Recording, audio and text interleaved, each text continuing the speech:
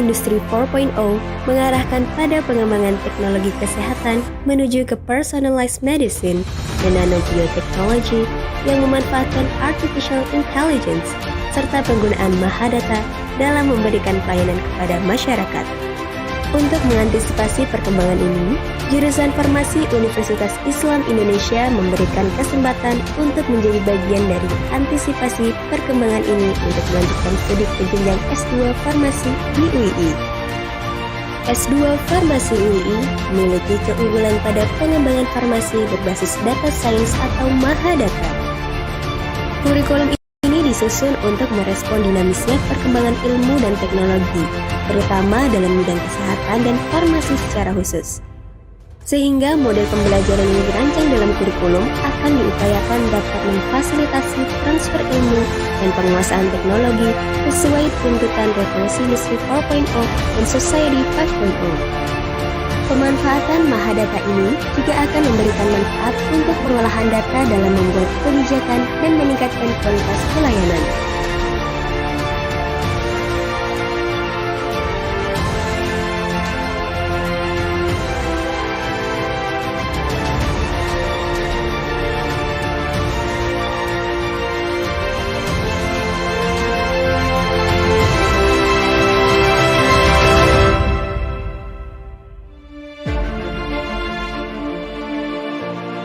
Selain keunggulan utama, S2 Farmasi UI juga menyiapkan mahasiswa sebagai seorang pendidik dengan menyiapkan pembelajaran pedagogik yang diperkuat dengan kemampuan dalam menyusun kurikulum perguruan tinggi.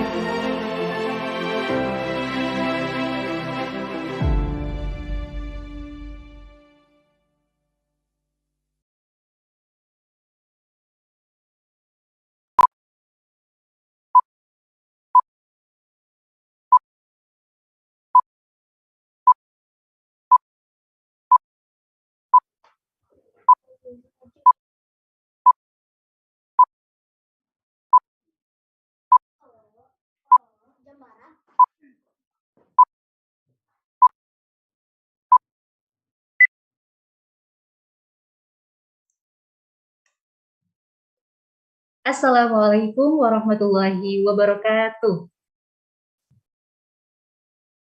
Alhamdulillah ya ala fadlihi wa ihsanihi wa syukrulahu ala taufiqihi wa amtinanihi wa asyhadu an la ilaha illallah wahdahu la syarikalah wa asyhadu anna Muhammadan abduhu wa rasuluh sallallahu alaihi wa ala alihi wa sahbihi wa man sara ala nahjihi ila yaumiddin amma ba'du.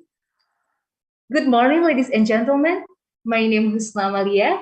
It is a wonderful and precious chance for me to be your master of ceremony in this beautiful morning at the Zoom meeting on Saturday, 3rd of April in our big event, online webinar series, The Role of Pharmacists in Sterile Compounding and Therapeutic Drug Monitoring. First of all, let's say thanks to Allah Subhanahu wa Ta'ala who has been giving us guidance, happiness, healthy and mercy, so we can attend and participate in this event without any obstacles. Praise and salutation upon our Prophet Muhammad sallallahu alaihi wasallam, the best figure of this universe, the person who has able to save us from Jahiliyyah era. In this beautiful moment, I would like to welcome Dr. Hannah Morrissey and Professor Patrick Bow from Wolverhampton University, and Dr. Hazliana Zainal from University Science Malaysia, who will be the speaker at our event today. Honorable Professor Dr. Apothecary Yandi Syukri MSE, Head of the Pharmacy Department, Honorable Apotheker Ari Wibowo, Secretary of the Pharmacy Department, and Honorable Apotheker Saifuddin PhD, Head of Pharmacy Program. And once again, we thank you for the presence, Mr. and Mrs. Lectures, and welcome to all participants of the webinar present today. Before we start this event, let us start this by praying first, so the event that we will hold on this day will run well without any obstacle at all. Amin, amin, ya rabbal alamin. Pray based on individual beliefs. Begin. The first agenda is reciting the Holy Quran, who will be recited by our brother Faisal Halis. Faisal Halis, time is yours. Bismillahirrahmanirrahim. Assalamualaikum warahmatullahi wabarakatuh.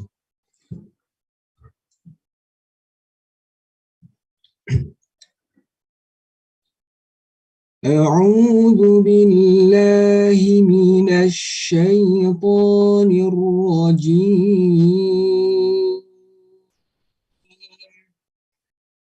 Bismillahirrahmanirrahim.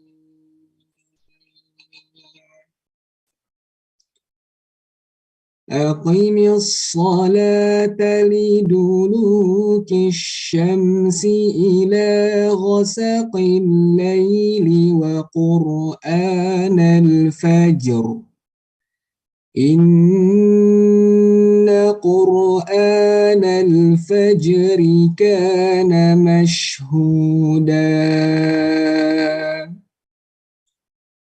ومن الليل فتهجد به نافلة لك عسى أن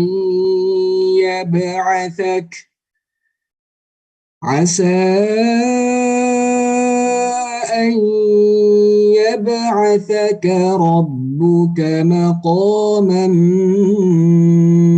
محمودا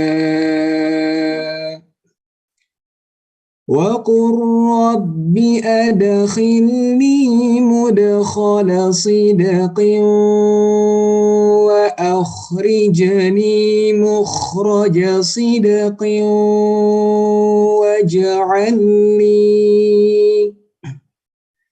واجعل لي من لدنك سلطانا نصيرا وقل جاء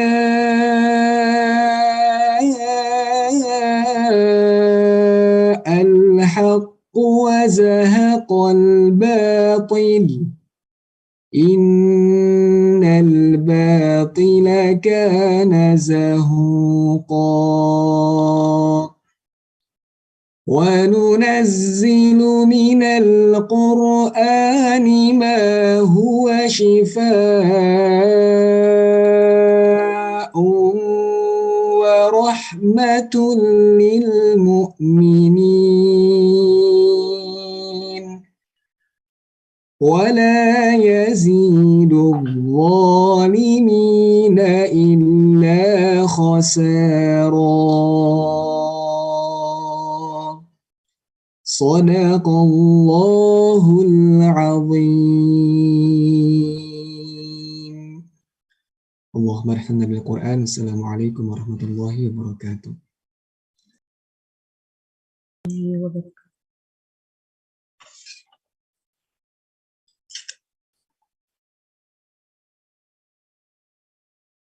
Sadaqallahul Azim, Sadaqallahul Azim, wa nahnu ala dhalika minasyahidin. Thanks to Faisal Halis.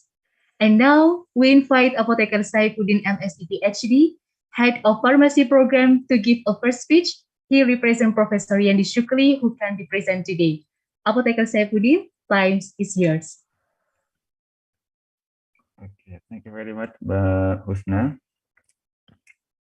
Bismillahirrahmanirrahim. Assalamualaikum warahmatullahi wabarakatuh. Alhamdulillah wassalatu wassalamu ala rasulillah wa ala alihi wa ashabihi wa mawala. Rabbi syrah li sadri wa yassir li amri wa hlul uqdatan min lisani yafqahu qawli. Our honorable speakers today and also our moderator, all organizing committee, and especially all participants joining this webinar. Good morning, everyone.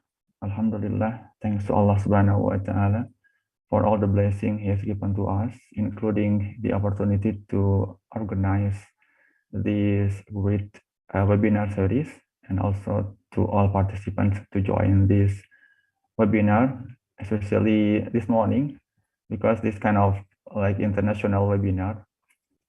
And for your information, that this webinar series organized by the Department of Pharmacy with the purpose to broaden our knowledge and our horizon, especially for the students in regard with pharmaceutical sciences and pharmaceutical practice. So in this great opportunity, I'd like to thanks firstly to our speakers, Dr. Hazliana Zainal, who will be speaker for this morning session, and inshallah, in the afternoon session, we will have Dr. Hannah Morrissey and Professor Patrick Ball, who will be delivering different topics. Yeah. And for the topic this morning, I believe that this topic is very important for all pharmacy students to learn and to explore more about the practice of drug therapeutic monitoring, because I believe then this kind of practice in Malaysia has been conducted very well, in which we are here in Indonesia still on our way to apply or to implement the practice of drug therapeutic monitoring. So just for information to our speaker, Dr. Hazliana, that actually this lecture is organized for our students, especially for master students, because this is part of the subject of pharmaceutical care practice, advanced pharmaceutical care practice, for master students.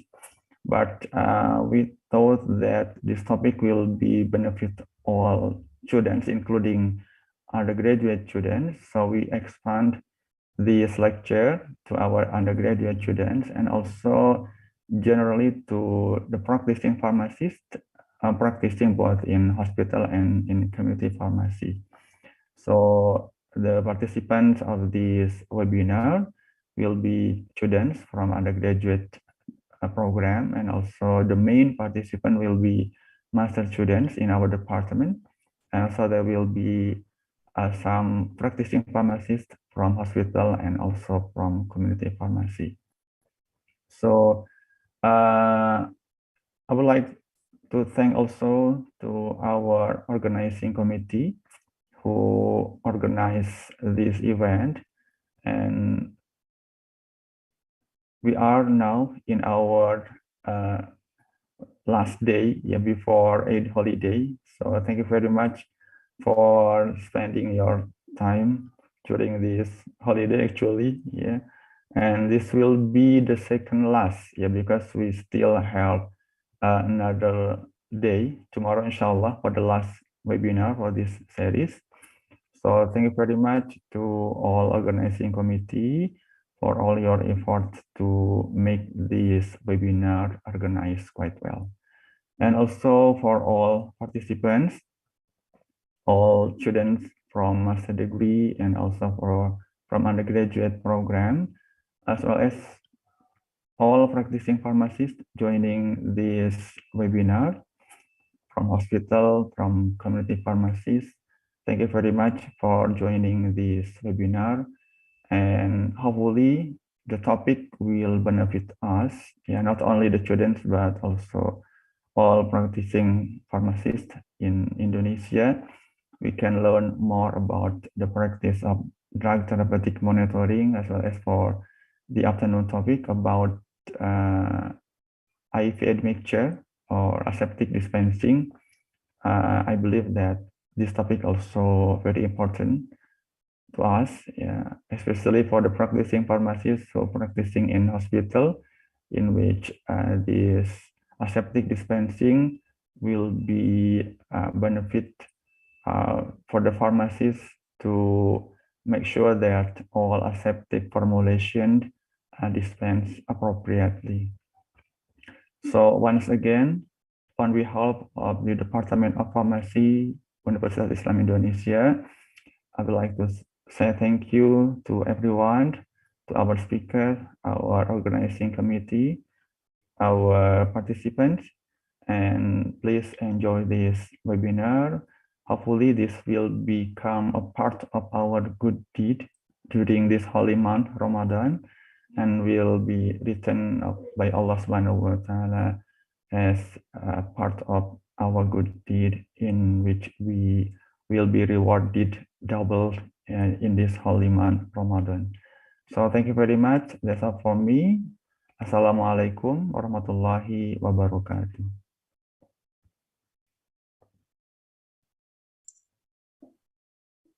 Thank you very much to Apotheker Saifuddin. And the next agenda is photo session. And all participants, please activate your camera and prepare for photo session. Thank you.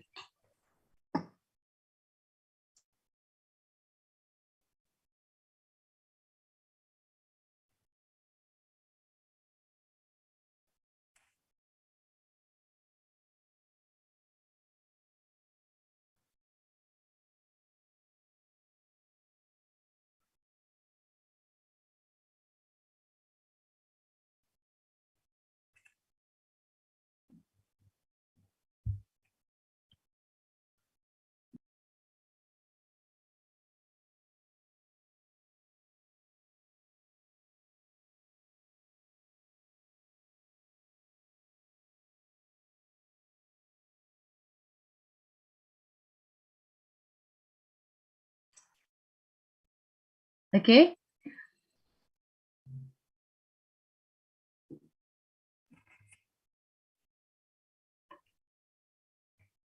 Tidak ada apa-apa, Mbak Husna.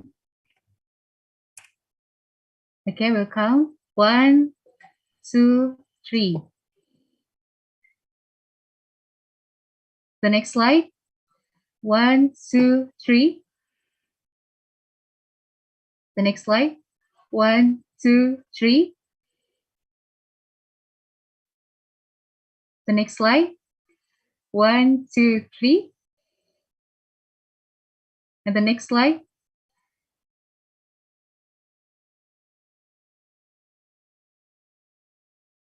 Okay, thank you. And now we come into the main agenda, that is online webinar series, the role of pharmacists in sterile compounding and therapeutic drug monitoring. And the first term is Therapeutic Drug Monitoring Service, Best Practice in Malaysia, which will be delivered by Dr. Hazliana Zainal. And our first webinar will be hosted by Apotheker Dimas Adi Pradana. He is a researcher of Pharmacokinetics Modeling Universitas Islam Indonesia. And Mr. Dimas, time is yours. Okay. Assalamualaikum warahmatullahi wabarakatuh. Thank you for the time that has been given to me. Good morning, ladies and gentlemen. How are you today? We hope that everything is fine and happy fasting for today. First of all, let us thank the Almighty Allah Subhanahu wa Ta'ala. I am Dimas Adi Pradana, the moderator for this session, our first session today. Pleased to meet you here and welcome you to this session. The session topic is Therapeutic Drug Monitoring, Best Practice in Malaysia. Our speaker, the Honorable Dr. Hazliana Zainal, will deliver the material. She is lecturer from School of Pharmaceutical Sciences, University Science of Malaysia. She obtained her bachelor's and master's degrees at University Science Malaysia and a doctorate at University of College London. And her expertise is in pharmacometric, PK/PD modeling, nephrology, and clinical pharmacy. Before the session starts, let me tell you how the session will go. First, our speaker will be invited to present the material for maybe 2 hours. And after that, there will be a discussion session. Ladies and gentlemen, now allow me to welcome the speaker to deliver her presentation. Dr. Hazliana Zainal, the time is yours. Assalamualaikum warahmatullahi wabarakatuh. Thank you to the moderator. I think my video is a bit lagging. Perhaps it's because of the internet connection. Can you hear me clearly? Yes. Okay, good. Yes. So enough. apologies for the lag in the movement. All right. I think it's because we streamed this webinar to YouTube, so I see. it seems like there is a lag between the real appearance and Yeah, in true. the video. Yeah, True. so I think it doesn't matter. Okay, all right, sure. No problem. Okay, thank you very much to UEE for inviting me today. I was given the task to present to you on the therapeutic drug monitoring best practice in Malaysia. Let me share my slide first.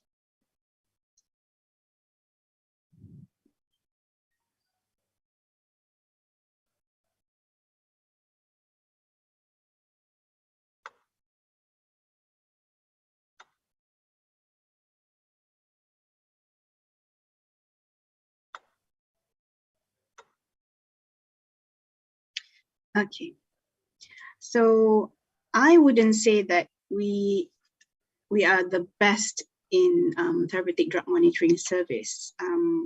And let me just explain about how it goes in Malaysia. So we have the main hospital run by the Ministry of Health. So we call it the KKM, okay, Kementerian Kesihatan Malaysia, or Ministry of Health Hospitals. We also have the other hospitals, okay, private hospitals that also offer the therapeutic drug monitoring service. And most of the TDM in the public hospitals are run in the tertiary hospitals, and also some of the smaller hospitals, but not in the clinics, yeah. So we have this service run by the bigger hospitals with more beds, okay. So basically, this is the history. I'll go through with you about the history of TDM services in Malaysia, the TDM service, what's available, the standard operating procedures used in TDM, responsibility of pharmacists, the challenges and strategies in improving the service, and way forward in the Malaysian TDM service. So since I'm very happy to know that we also have undergraduate students, because I do have topics which are a bit basic, so it's going to be much easier for them to understand. And also we have the advanced information for the masters and practicing pharmacists as well. If I'm going too fast, please let me know. So the therapeutic drug monitoring service is generally defined as the clinical laboratory measurement of a chemical parameter that, with appropriate medical interpretation, will directly influence the drug prescribing procedures. So with clinical laboratory parameters, you need medical interpretation, and then it will influence the drug prescribing. Otherwise, it also refers to the individualization of drug dosage by maintaining the plasma or blood drug concentrations within a targeted therapeutic range or window. And the goal of this process is to individualize therapeutic regimens for optimal patient benefit. But mind you, although we are mainly playing with numbers, but the aim of it is not to achieve those numbers, okay? So we are not actually treating numbers, we are treating patients. So therapeutic drug monitoring service is not just looking at the blood level.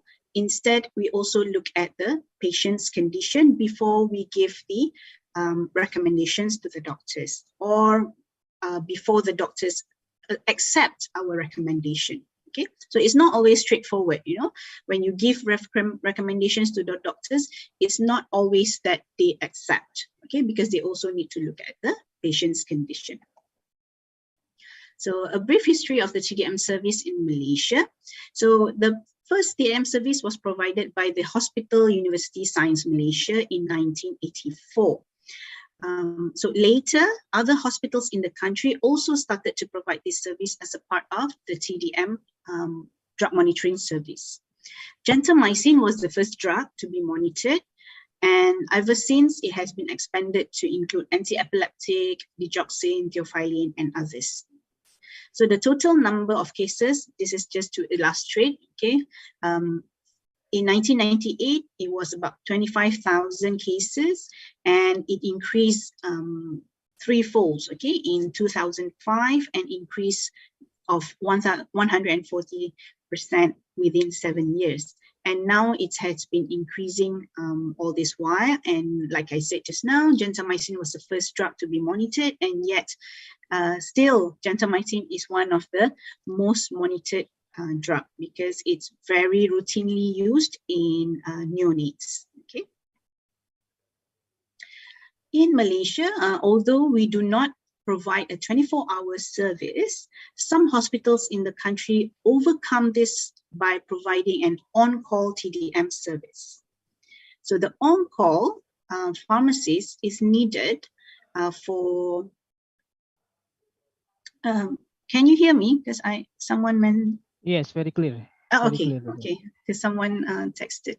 All right, no problem. So the on-call pharmacist is needed mainly for emergency cases, okay, after normal working hours or during the weekends. So every day there will be a pharmacist who will be on call, and whenever there's an emergency case like toxicity, okay, this on-call pharmacist will go to the hospital after working hours or during Saturdays and Sundays. The pharmacist does not have to be at the hospital at all times, but contactable by the phone when required.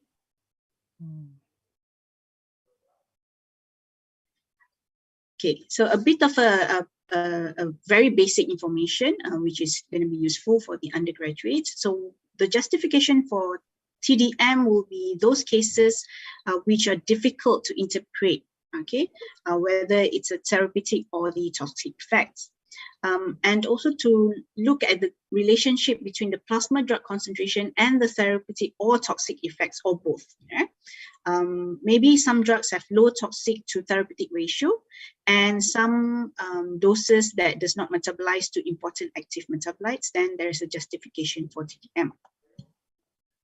The drugs tested in TDM are as listed here. Okay, we have the aminoglycoside, we have the carbamazepine, cyclosporine, digoxin, methotrexate, paracetamol, phenobarb, phenytoin, salicylate, sirolimus, tacrolimus, theophylline, valproic acid, and vancomycin. These are the most common ones that are routinely done in in KKM, okay, Ministry of Health. So when we do a dosing decision using TDM, just to illustrate an example of what we do during TDM service, okay? So, for example, a diagnosis is being made, okay? Methicillin-resistant Staphylococcus aureus or MRSA at wound site. So then you select a drug, okay? So doctors might give the patient vancomycin 500 milligram every 12 hours. And supposedly the patient has normal creatinine clearance. And when they send for the sampling, okay, so when they send the blood sample, it is found that the trough level, so the trough level is the half an hour before the next dose, okay? So the trough level is 6.3 milligram per liter, while the peak level is 20 milligrams per liter. And then afterwards, okay, apparently the creatinine clearance declined, okay? So what if you found that after administering a couple of doses, the creatinine clearance declined, and then the trough concentration increases, okay, 19 milligram per liter, and the peak is even higher with 25.6. So we see that there's an accumulation of the drug due to the low creatinine clearance, okay? So the kidney is not functioning well by now. And on top of that, we found that the temperature has risen to 39 degrees and there's pus at wound site, okay? So there's an active infection happening. So what happens is that when we find this new trough and peak level with the creatinine clearance level, we then do a calculation. So a pharmacokinetic model is applied and clinical judgment is used. And so after we adjust accordingly, okay, so that's what the pharmacists do. And we found that it would be best to give the patient vancomycin 800 milligram every 24 hours. Okay, so this is how the dosing decision is routinely done in the TDM service. Let's go a bit into the standard operating procedures in TDM. When choosing an assay system, this is the most important bit, okay, because you need to have a machine, or otherwise you cannot analyze the blood sample. So when you need to choose an assay system, you need to look at the vendor. Okay, so you need to know the reputation of the vendor, how the service is, and the most important bit is the after-sales support. Do they just leave the machine, and if it's broken, do they come to you immediately? Because, you know, things, TDM service have to run every single day. So you cannot have very poor after-sales support. Okay, so this is a very important point that you need to know when you are looking for a vendor. The system, you need to look at the cost, the accuracy, the precision, and the turnaround time. So the turnaround time would mean how long does it take to run per sample, okay? Because in the past, we had only one machine. And if we had several drugs to run, so it needs to go back to back, okay? For newer machines, probably they have come up with a better method, okay, which you can run simultaneously. So it depends. And turnaround time is important because you don't want to be sending one medication in the morning and then you only get the results in the evening. Okay, it's not going to be useful for the clinician to decide. Right? And then you need to know the instrument, whether the maintenance is high, whether you need a very frequent maintenance, the size and weight and environmental requirement. So if you have a small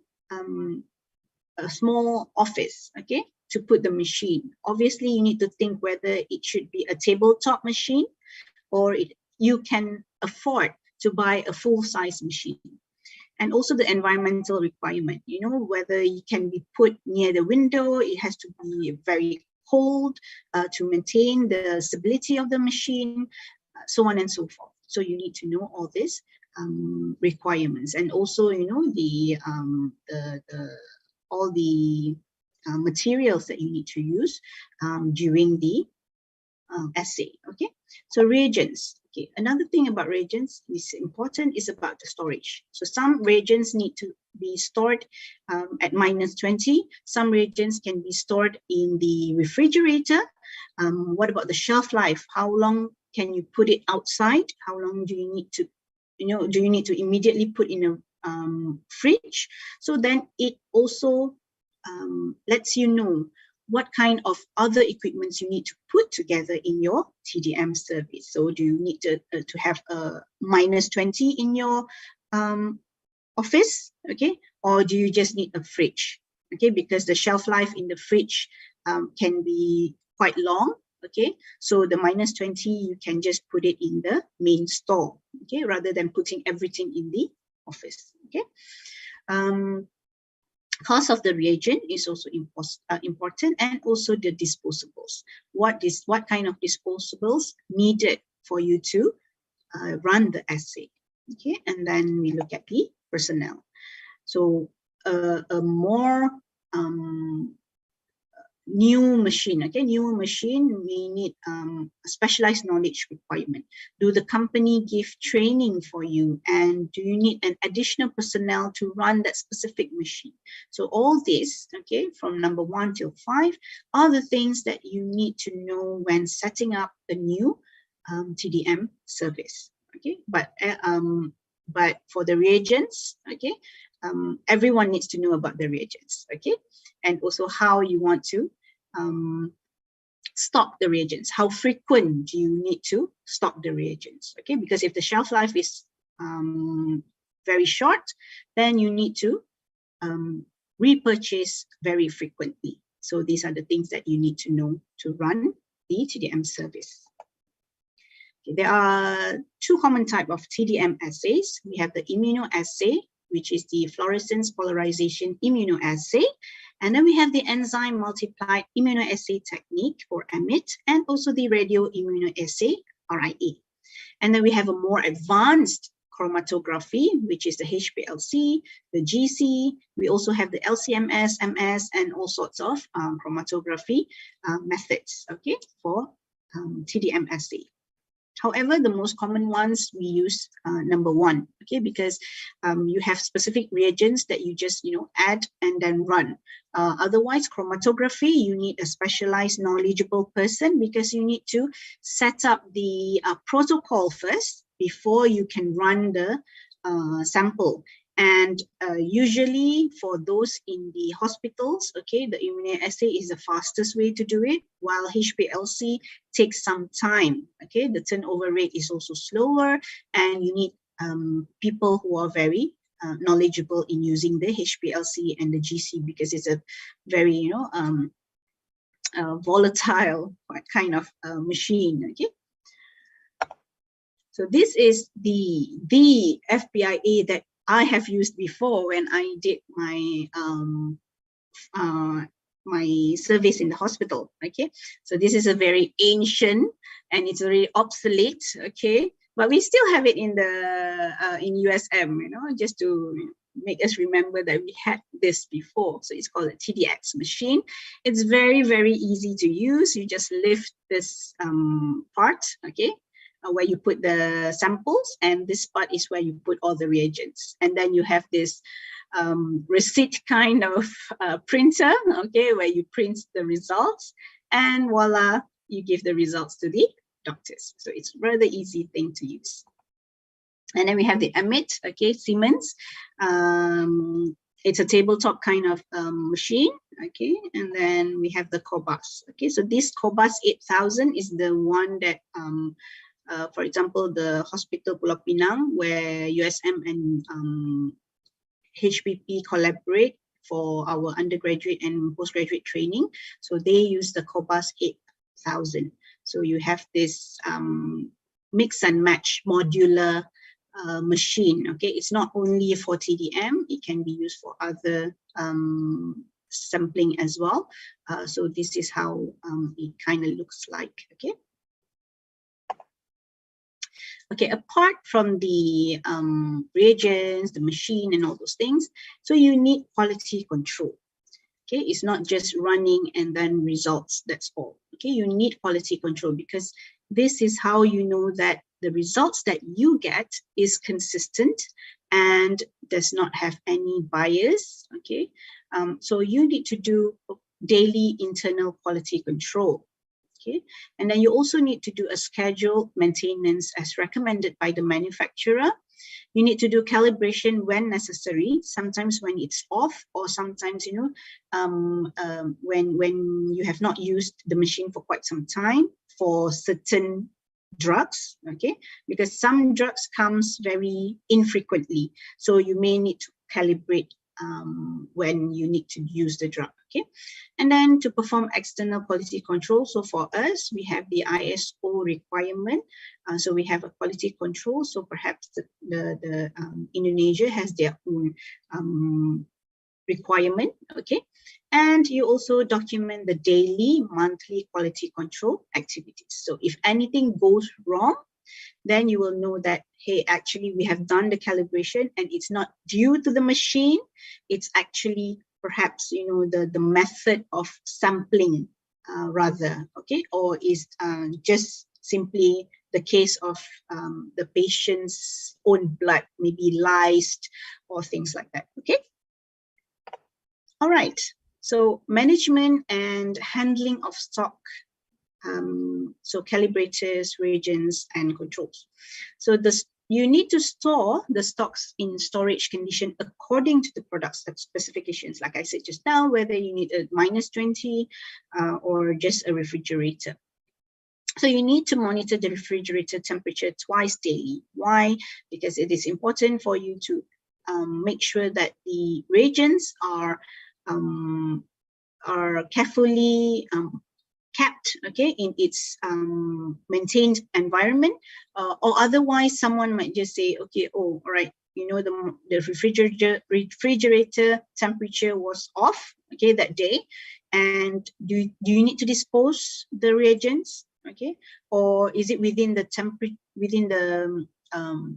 temperature that it's still okay to continue using the reagents, okay, and also to keep the buffer stock for at least 1 month's supply. So why? Because we had this problem before when we had our service, okay? So I think it happens in every hospital. So a buffer stock means the buffer stock that you keep in the main store, okay, the pharmacy store. And then you have also buffer stock in the office or laboratory that you run, okay? So why? Because, you know, sometimes when it comes to emergency, okay, if it's a daily routine, that's fine, okay, everyone is there. If you need the buffer stock, you can always ask someone to, you know, okay, please go get me this, or you call up the store, can you please send this to us, and yada yada yada. However, when it comes to emergency situation, what if you go and you are prepared to run, but the buffer stock is not there? What, you know, in an emergency, okay, for example, paracetamol poisoning, the doctors need to make the decision, okay, whether or not to, you know, do a gastric lavage or do necessary management for the patient, okay. So now you're running out of buffer stock. So what you need to do is, usually we have a stock in the refrigerator in the office or the laboratory itself, okay. But if there's no buffer stock, what you need to do is to go to the main store, which is going to be a hassle, right? Okay, so I'm sure our moderator knows it, okay, to go to the main store, to open up the store. This is during office hours, okay. And, you know, I don't know in Indonesia, but in Malaysia, usually the pharmacy is always at the lower ground, where it's the same level as the mortuary, you know, bilik mayat, and then you go there and then you see, you know, bilik mayat here, bilik mayat there, and then, and it's already what, midnight, okay. So so it's very crucial that you keep the buffer stock in the main office or laboratory. Right. The following standard operating procedure is for the TDM, so the steps, okay, from the ward to the pharmacy, okay, back to the doctors, okay. So in the ward or the clinic, usually you identify the patient that require monitoring of drug therapy. In the ward, we know the patients get this medication. Why clinic? Okay, so clinic is when you have psychiatric patients, okay, because these psychiatric patients, they can claim that they take their medication. But if we run and we see that the drug level is not within the therapeutic range, we know that the patient is not taking the medication. Okay, so that's why some clinic, usually PSY clinic, psychiatric clinic, will send us the drug sample, blood sample for drug testing. Okay. So you need to identify the patient that require the monitoring of drug therapy, complete the CPS request form. So we use this CPS request form, okay? So you must have a request form at least, okay, whereby you have all the information, patient information, the demographics of the patient, some of the laboratory information that will be important for you to decide on the drug dosing changes, okay? And then the doctor or nurses need to withdraw the patient's blood sample according to the sampling time. Okay, for those drugs for monitoring, for example, for the psychiatric patient, they can take at any time point because it has to be within the therapeutic drug range. But for some drugs like antibiotics, okay, it has to be according to the sampling time, like we mentioned just now. Some might take within the trough level, okay, 30 minutes before the next dose, and some will have to take a peak as well, okay, perhaps 2 hours after the next, after the dose, and so on and so forth, okay. and then send the blood sample and request form to the pharmacy. At the pharmacy, okay, so pharmacist, what you need to do will be to receive the request form and blood samples.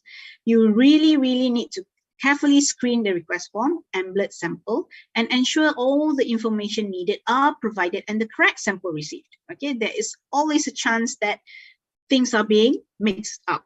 Okay, and also sometimes we had to send back the blood sample because we know that, you know, the sampling time was not within the sampling range. Okay, so therefore we actually don't need to run, because even if you run the sample, it's not going to be useful. Okay, you cannot interpret anything. Okay, so for example, like they do not give half an hour before, right? Maybe they give 2 hours before the next dose. Then that's not a trough level that you can interpret, right? So then record the patient's name and drug required to be analyzed in your record book or record online or whatsoever. And then you need to prepare the sample for analysis. So basically you centrifuge the blood samples first to obtain the serum, and sometimes for immunosuppressant, you need to perform pre-treatment procedure for the supernatant, and then you transfer the serum or the supernatant into a sample cup or sample test tube, and then you run the assay. So what you do afterwards will be to interpret the results based on the patient's clinical status. Okay, when we say patient's clinical status, we need to also know the kidney function. That's always the first case that you look at. If something goes wrong with the level, you know, it's like a bit off, okay, more than expected, for example, then if you look at the kidney status, like the example I gave before, so we know probably there's an accumulation. Then there is a strong reason for us to change the dosing. But for some reason, sometimes it's the opposite. Okay, the trough level should be the one lowest, and the peak should be the highest, on the higher side. Okay, sometimes it's been swapped. You get a trough level which is really high, and then you get a peak which is rather low. Okay, so then you know, okay, there has been a mixed up in the sampling, and thus you do not have to interpret. So ask the nurses or the doctors to take another sample, okay, the next time around, okay, because you cannot interpret that at all. Okay, and then you need to communicate the results and recommend the action to the prescriber. So in the past, we only give them the results. Okay, we write them down and then we pass it to the doctors. However, as time has gone by, you know, pharmacy practice has changed. We have clinical pharmacists, we have pharmacists practicing in the wards, and also TDM pharmacist is a part of clinical pharmacy. So we communicate face to face. Okay, or we call them up if it's not possible. So we need to go to the doctors and tell them, okay, this is how it goes. This is what we think we need to do. And sometimes we usually get the response immediately from the doctor, whether they want to change, or sometimes, you know, the doctor might just say, oh, never mind, we're going to just stop this medication anyway. So thank you for doing this assay. And then you go like, okay, I've spent so much time running the assay, calculating, but the doctors denied or refused to accept my recommendation. But hey, that's how it goes. All right, so don't be despaired if your recommendation has been rejected by the prescriber. Okay, and then this is very common, especially for those neonates. Okay, neonates who were presumed sepsis. Okay, so neonates who are presumed sepsis, usually they will stop within a few doses because they just suspect. Okay, it's not actual sepsis, right? But they do send the sample, okay, the gentamicin sample, because they just need to know whether it is toxic or non-toxic level. Okay, so then you can dispatch, okay, the results. Either you communicate and dispatch together, or you call up first and then you dispatch the results later, and then you file the record in your TDM service record. And then you need to also follow up if there is a need to follow up. Things where you follow up are like the toxicity cases. Okay, you just want to know whether your recommendation has been useful for the doctors or not, or is it that the level is still high and what they need to do afterwards. And sometimes it is important for those who are patients with stage 5 kidney function, whereby they are on dialysis and they go on stat basis, okay, rather than specific frequency. Okay, they go by stat basis. So stat today 1 dose, and then send a level, and if the level is okay, then give another stat dose. Okay, so these are the things that you may need to follow up later on. Okay. So what is the scope of work? So to provide 24-hour services, in our case, right, provide 24-hour services, 7 days a week for toxicity and urgent cases, to assess, interpret, recommend, and monitor drug therapy based on patient's pharmacokinetic profile and clinical condition, to assess and reinforce patient compliance when it comes to those psychiatric patients, for example, or patients who are on phenytoin for seizure. So this long-term medication, okay, so you need to reassess and reinforce. And then you want to review all the results and recommend dosages, and perhaps also to provide pharmacokinetic information when necessary, and also to communicate and discuss results with the prescribers. Okay, so what are the pharmacist's responsibilities in clinical pharmacokinetic services? Okay. When I say you have an office or you have a laboratory to do the TDM service, some hospitals they have extra staff to run the samples, not the pharmacists who run the samples themselves. Okay, so in some hospitals we lack of staff, so we only have pharmacists to run. However, nowadays the TDM service in Malaysia has moved, okay, to the pathology lab. So the pathology lab is actually running the samples right now, but the pharmacists are the ones who are actually doing the recommendation. Okay. So what the pharmacists need to do is to design patient-specific drug dosage regimens based on pharmacologic characteristics of the drug used and objectives of drug therapy, concomitant diseases, and drug therapy and other pertinent patient factors. And then you have monitoring and adjusting the dosage regimens based on pharmacologic responses and biological fluid, for example, plasma, serum, blood, in conjunction with the clinical signs and symptoms or other biochemical parameters. And then you have to evaluate, okay? You need to evaluate unusual patient responses to drug therapy for possible pharmacokinetic and pharmacologic explanations. Next is to communicate. Like I've mentioned before, you need to communicate whether verbally and in writing, okay, and information on patient-specific drug therapy to physicians, nurses, and other clinical practitioners. You also need to educate. Okay, you educate pharmacists, physicians, nurses, and other clinical practitioners on pharmacokinetic principles and or appropriate indications for the monitoring. So why educating is important? I always tell my students, it is important for you to tell them, because usually those who are taking the samples are nurses.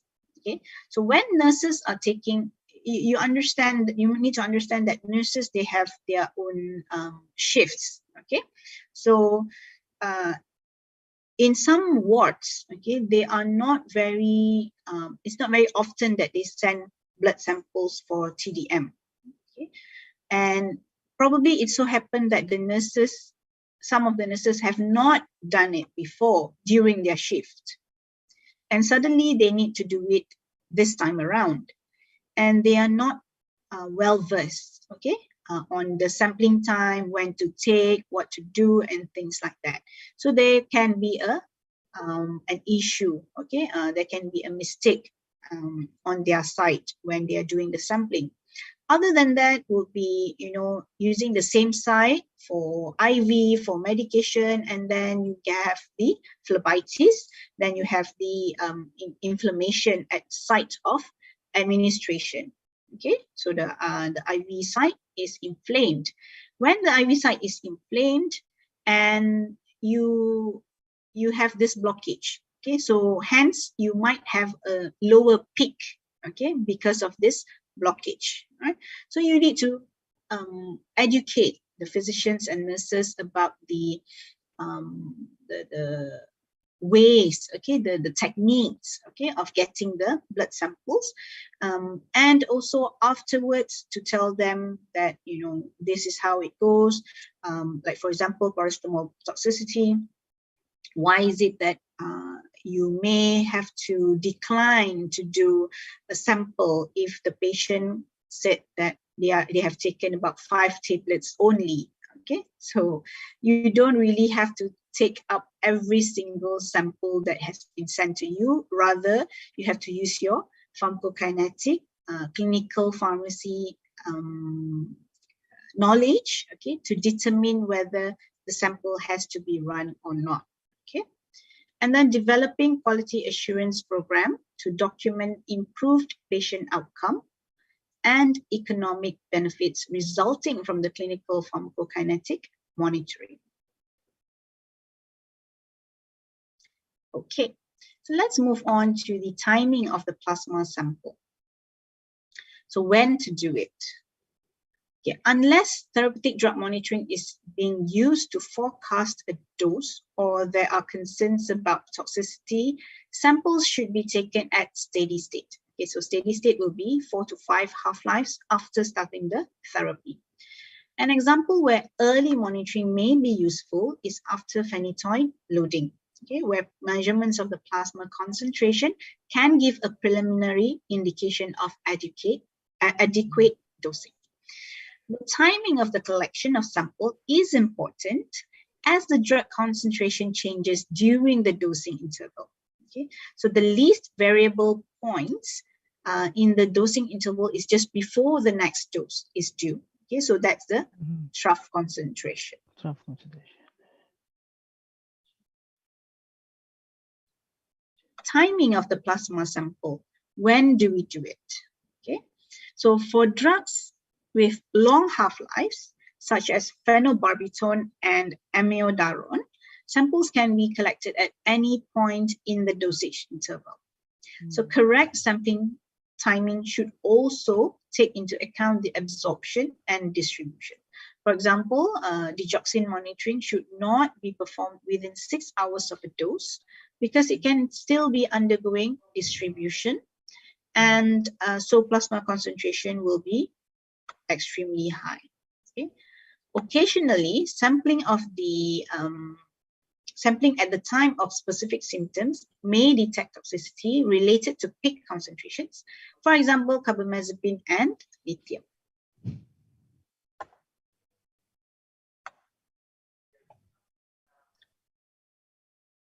Next will be what to document, because I've mentioned about documenting just now.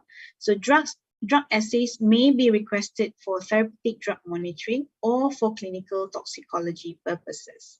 So for therapeutic drug monitoring, the information required to allow interpretation of the result should include the time of the sample collection, the time of the last dose, the dosage regimen, and the indication for drug monitoring. This is the most important bit that you need to document. And then you need to also document what you have given back to the healthcare provider, either verbally or written form. So the next part is challenges and strategies in improving the service, right? How much time do I have left? 1 hour and a half. 1 hour and a half. I'm Yeah. going very fast, I think. Okay, so let's go a bit slower. All right, so what are the challenges and strategies in improving the service? Okay. So if we look at special population, right, for example, Voriconazole. So we have the Voriconazole, the drug plasma concentrations are unpredictable. So the several factors, including nonlinear pharmacokinetics, age, body mass index, the cytochrome P450 polymorphism, the drug-drug interaction, and variable oral bioavailability, especially in children, are responsible for large inter and intra-patient variability of voriconazole pharmacokinetics. So in chronic liver dysfunction as well, you will see high variability of the PK and an increase in the terminal half-life of about 5 times in adult patients with the Child-Pugh class C. Okay, so the HPLC-MS method is useful for this group of people. Okay, as they accept a small sample size. Okay, so for pediatrics is very convenient. Okay, even 50 microliter or using the one-step plasma protein precipitation can be performed using the HPLC-MS method. Okay, so voriconazole is not the one routinely done. Okay, even in Malaysia, voriconazole is not something that we have in the hospitals, but in USM, our Prof. Yuan is giving this service for free for a specific hospital that usually gives this medication. Okay, usually prescribes this medication. So they have called up and asked for help, and the reason why is because you need a HPLC for this. Okay, you don't have an immunoassay method, so they have run this sample every now and then for free. Okay, for this hospital. So another one example would be the mycophenolic acid. Okay, so there are numerous factors influencing the PK of MPA, especially the enterohepatic circulation, the high degree of protein binding, drugs that co-administered with MPA, the time elapsed from the initiation of therapy, and genetic polymorphism. Okay, so generally, the TDM should be based on MPA exposure. Okay, so you need to look at the AUC 0 to 12 hour curve. But if patients who are treated MPA and MMF, okay, so you usually have this you can use MPA C trough. Okay, you can use the trough level as opposed to AUC 0 to 12. Okay, and then you have the CYP3A5 and the UGT1A9 genotyping in pediatric recipients done overseas, okay, which may be useful and can guide and dose the monitoring of MPA and TAC in children who undergo the kidney transplantation. Okay, so other methods that are used for MPA will be the HPLC using the dried blood spot method, okay, or the LCMS-MS using the saliva method. Okay, so these are the ones already published giving accurate results.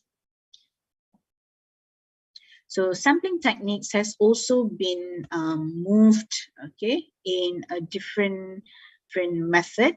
Okay, so we have sampling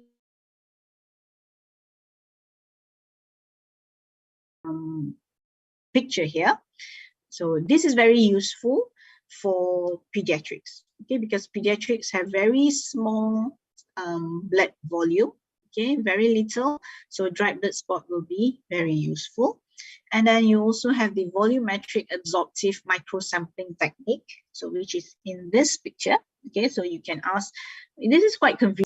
Okay, so the dried, for example, the dried breast milk spot is meant for patients who are taking immunosuppressants, and they want to know whether the immunosuppressant actually is secreted through the breast milk.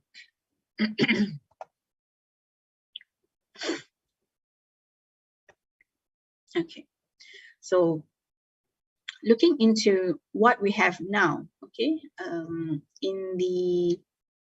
even in Malaysia, everyone is talking about precision medicine, okay, and what has been happening overseas is that precision medicine is the way forward, even for therapeutic drug monitoring. So what we have been doing is that there's a few of us, okay, in Malaysia who were taking up pharmacometrics during our PhD studies.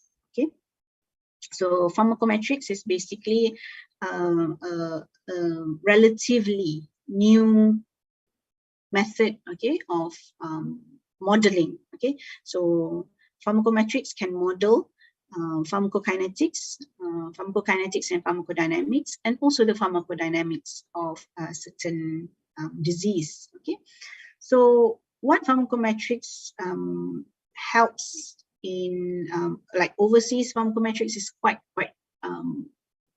already progressive. Okay, it's not yet in Malaysia because people do not know the value, okay, of pharmacometrics approach.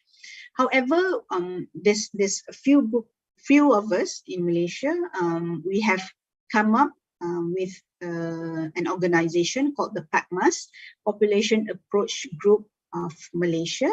Okay, so we are doing research that goes into population approach rather than individualized approach for the modeling. Okay, so we take into account all the population information, and then we come up with the model for individualization of a specific patient. Okay, taking into account whatever that's happening in the population. So the conventional TDM, as you can see on the left side, okay, so you can see that usually you look into the labels, you look into the guideline of the medication, and then you give the initial dose.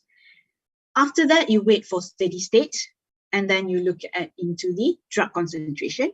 You compare with the target range. Is it within the range? Is it lower? Is it, borderline and things like that? And then you use the nomogram or educated guess, as in, using the calculation and whatnot. And then when you need it, when you need to change the dose, you change the dose and wait for steady state again, and then you go on so on and so forth. Okay, so this is the conventional TDM that we are doing day by day. Okay, so what about the model-informed precision dosing?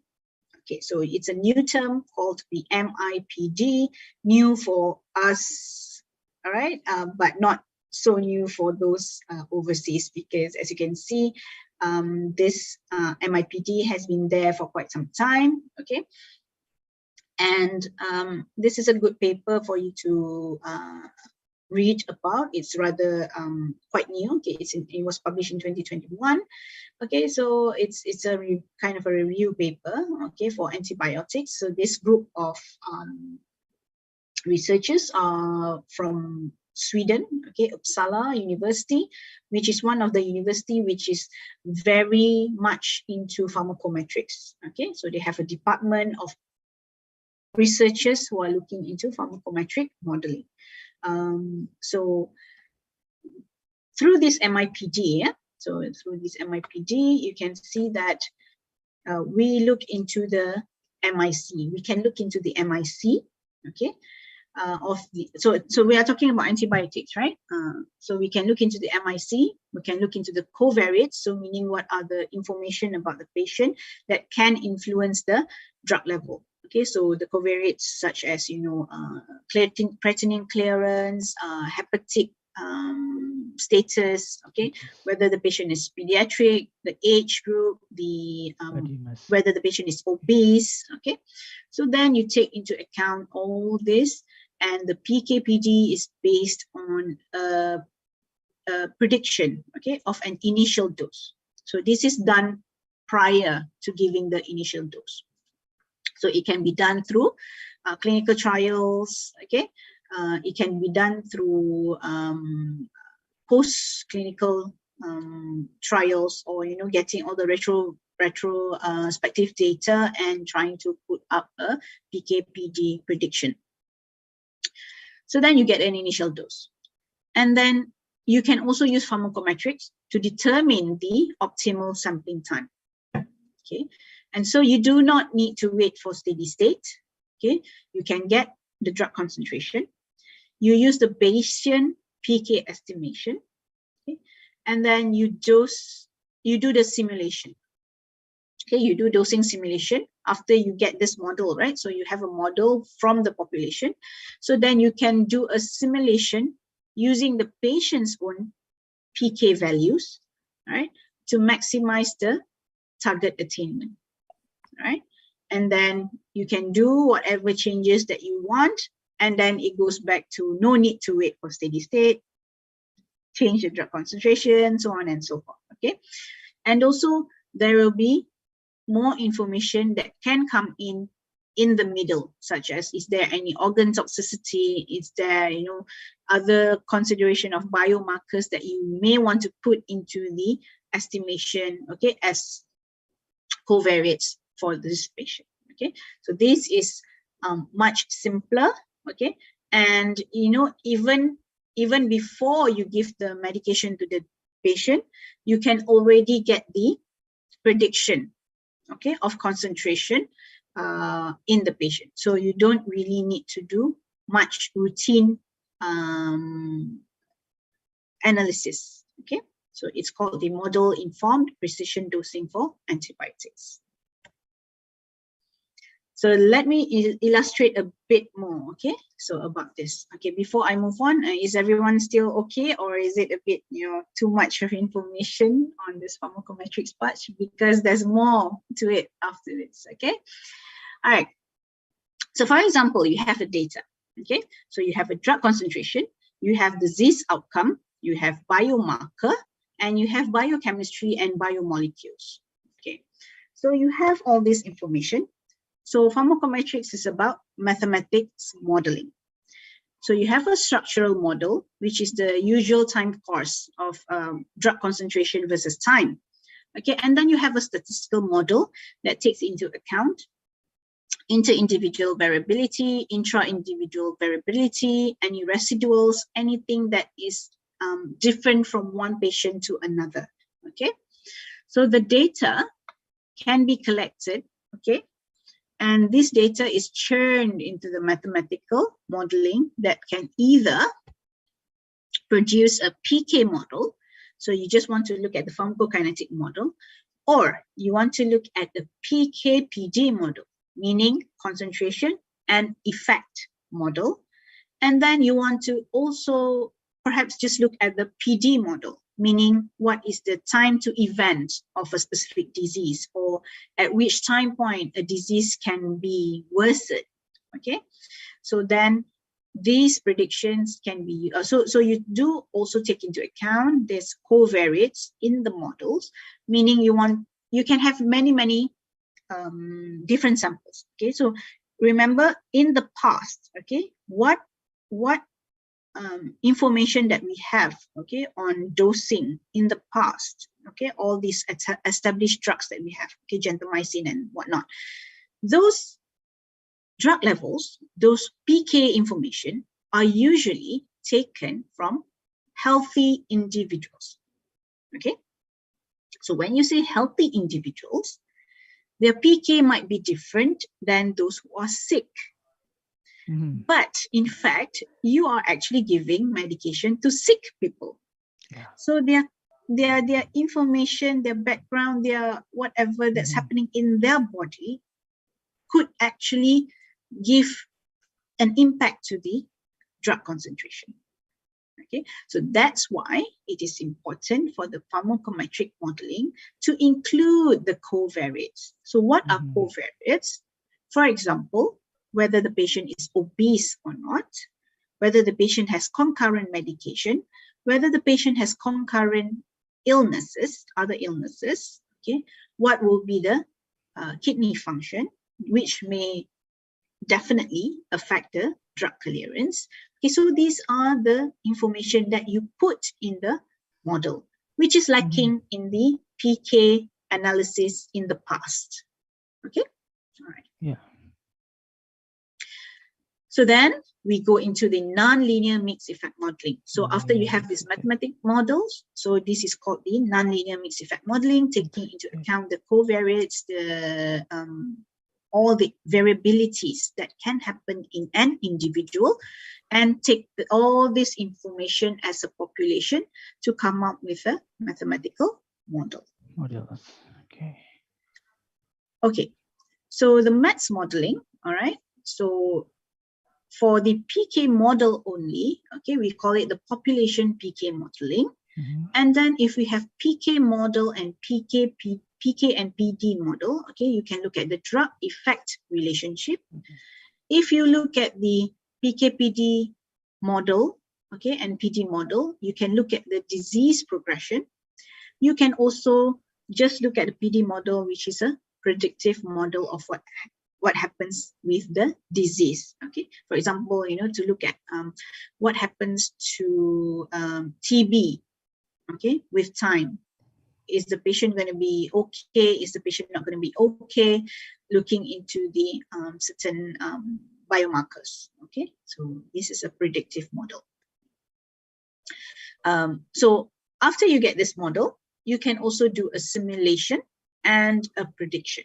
So examples of researchers that uses the PK and or PD modeling will be first in human dose. So predict the long-term outcome, identify high-risk patients, and also to develop the TDM software. Okay, so we'll go into the TDM software. I won't talk about the others. Let's move on to the developing the TDM software. So how do we then translate all these mathematical models into a TDM web-based application? So you can go to this TDMX, okay, it is free online. It's all very research-based information of using pharmacometrics method, okay, so you can take your phones now, mobile or whatsoever, you can just type TDMX, okay. So this TDMX is a collection of a drug that is routinely used, okay. So let's go to the next page. Okay, so TDMX looks into the probability of PK/PD target attainment. Okay, it looks into informative sampling time points, taking into account patients' covariates and clinical presentation. And then it looks into Bayesian PK estimation. And then it does simulation. Okay. This is the, if you are looking at it now, okay, you can see that this TDMX has a launch pad of a listed drugs so far that they have looked into, okay. So we most of it is antibiotics, okay. So we have the top here is for adults and the lower part is for the special population in units, okay. So we have Vanco, meropenem, piperacillin, gentamicin, amikacin, tobramycin, and then what we're going to look at specifically in this talk is the gentamicin in neonates, or called neogens. Okay, this was a study done by my friend when we were doing PhD together. So Dr. Gamovsek and my supervisor, Prof. Joseph Standing. Okay, they were doing this study together. With this was supported by a company, basically. Okay, so if you look at the setup, okay, of this TDMX, you can play around later. Okay, so what you need to know is the demographics of the patient. Okay, before we look into this. What they did was to look into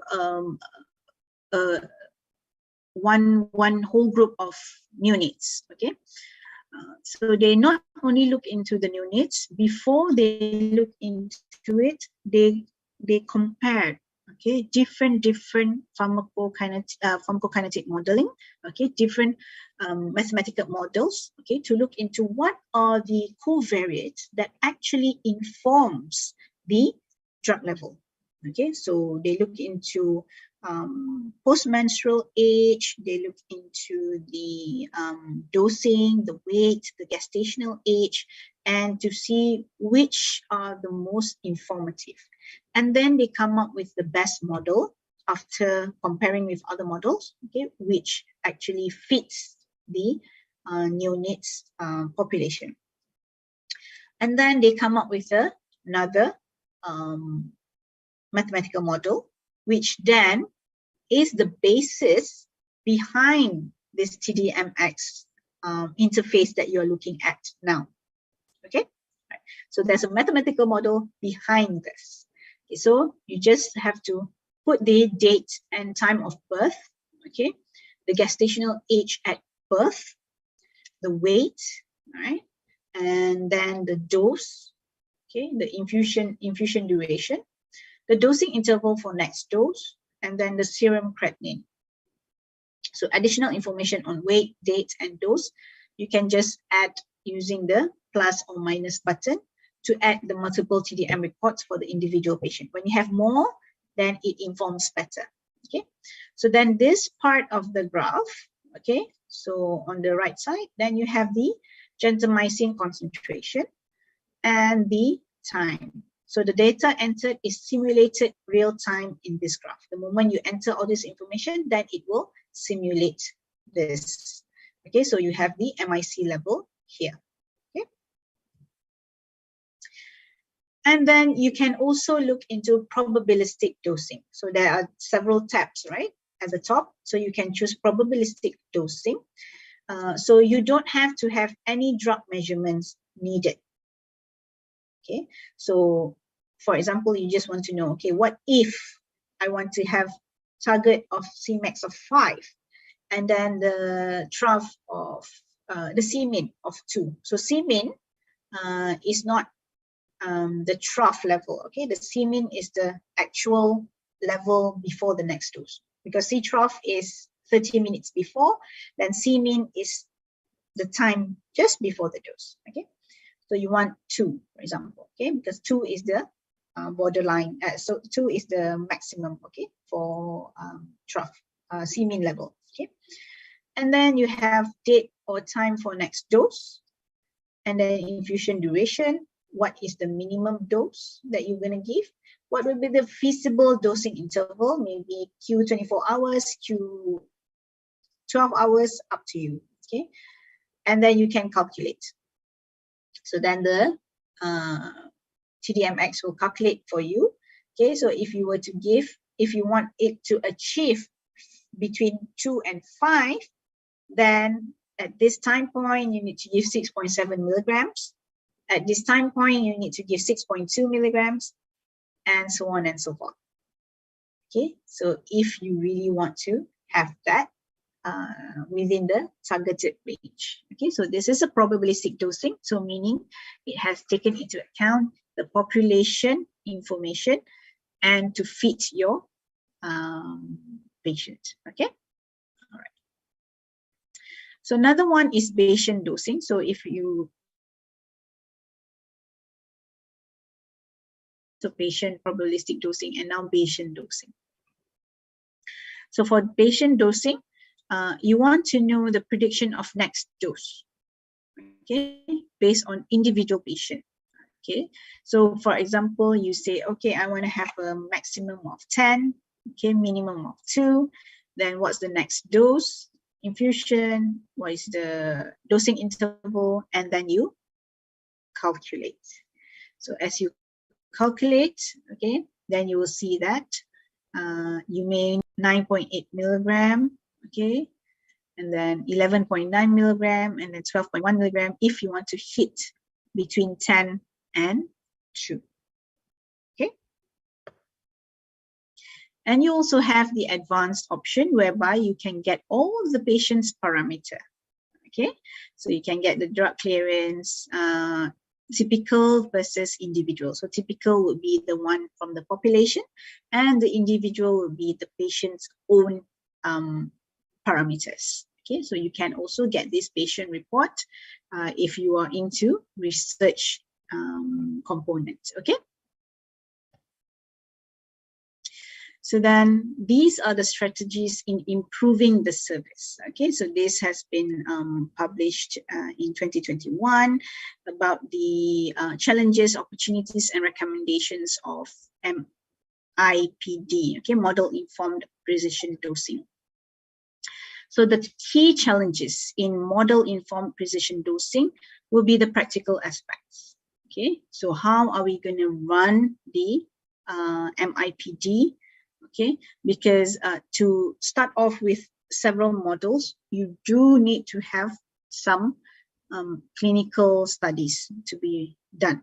Okay, drug development and regulatory aspects. So the challenge is that this needs the regulatory and the drug developer to adhere. Okay, so even now for FDA approval, okay, drug companies who are wanting to do first in human dose, they do need to come up with some pharmacometrics model, okay, to inform.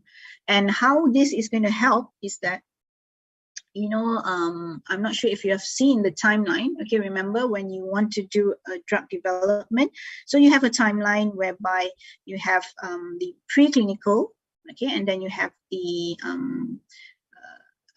first in human, okay, and then so the first part, the first part of the clinical study is to use healthy patients, and then you have and then you go on to the second, okay, and then the third, and then you have the post-marketing. Okay, so for this whole drug development process, okay, pharmacometrics can actually help. Okay, even in the first in human dose, after the pre-clinical using animal studies, so you can always you can immediately use pharmacometric application to support and to predict and simulate what's going to happen in the human. Okay, so then you can develop the first in human dosing, and then after the first in human dose, so you can also use pharmacometrics to simulate what's going to be the next dose, the maximum possible and the minimum possible dose that will not cause toxicity in the second phase of the trial.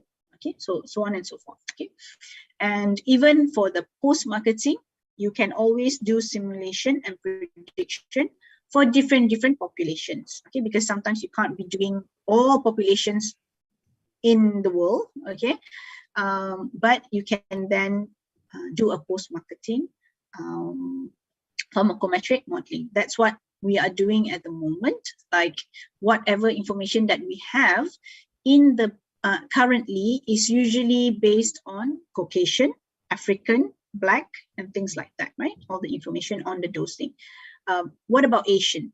Okay, we lack in that. Okay, so we can see that Korean, Japan, they're doing lots of pharmacometric modeling to simulate and to predict what will be the dosing suitable for their population. Okay, so that's one thing pharmacometrics can also help in determining personalized precision medicine. And then the definition and terminology. Okay, so what kind of different definition and terminology that's going to be used, okay, for the precision dose, for the model. Okay, and then to make people understand the value, okay, of the MIPD in research settings and routine clinical care, because we get it a lot from the pharmacists out there. When we talk about pharmacometric modeling, then we say mathematical modeling, and the moment we show them the mathematical modeling, they go like, I don't think I can do that. I have lots of other things to do. I don't think I can sit in front of the computer to run the model, and so on and so forth. Okay, so it's also difficult to make the clinicians understand, okay, the value of using the MIPD, because they are used to using the old method and they don't understand the science behind the pharmacometric modeling. Okay, and then what will be the goal of this MIPD is that we have a model informed precision dosing, whereby we can get clinical study data, we can get literature data, we can combine with electronic health record data, we can get people coming in with home-based sampling, we can have biosensors, wearables, and all this information comes into the cloud, whereby we can always generate the model, okay, from this cloud information. And then we can have real world patient population information rather than healthy patient models, okay. And then we can also get the dosing history, we can get the pharmacogenetics out of the patients, which is going to be more precise dosing, okay. And then we hopefully can get lab samples as well. And this in turn, after analyzing and interpretation, will give an optimized individual dosing. So way forward in the Malaysian TDM service, so this is my last slide. What we are doing at the moment is, because we in the academia, we do this kind of research based, okay, whether or not pharmacometrics or non-pharmacometric approach in pharmacokinetics, we do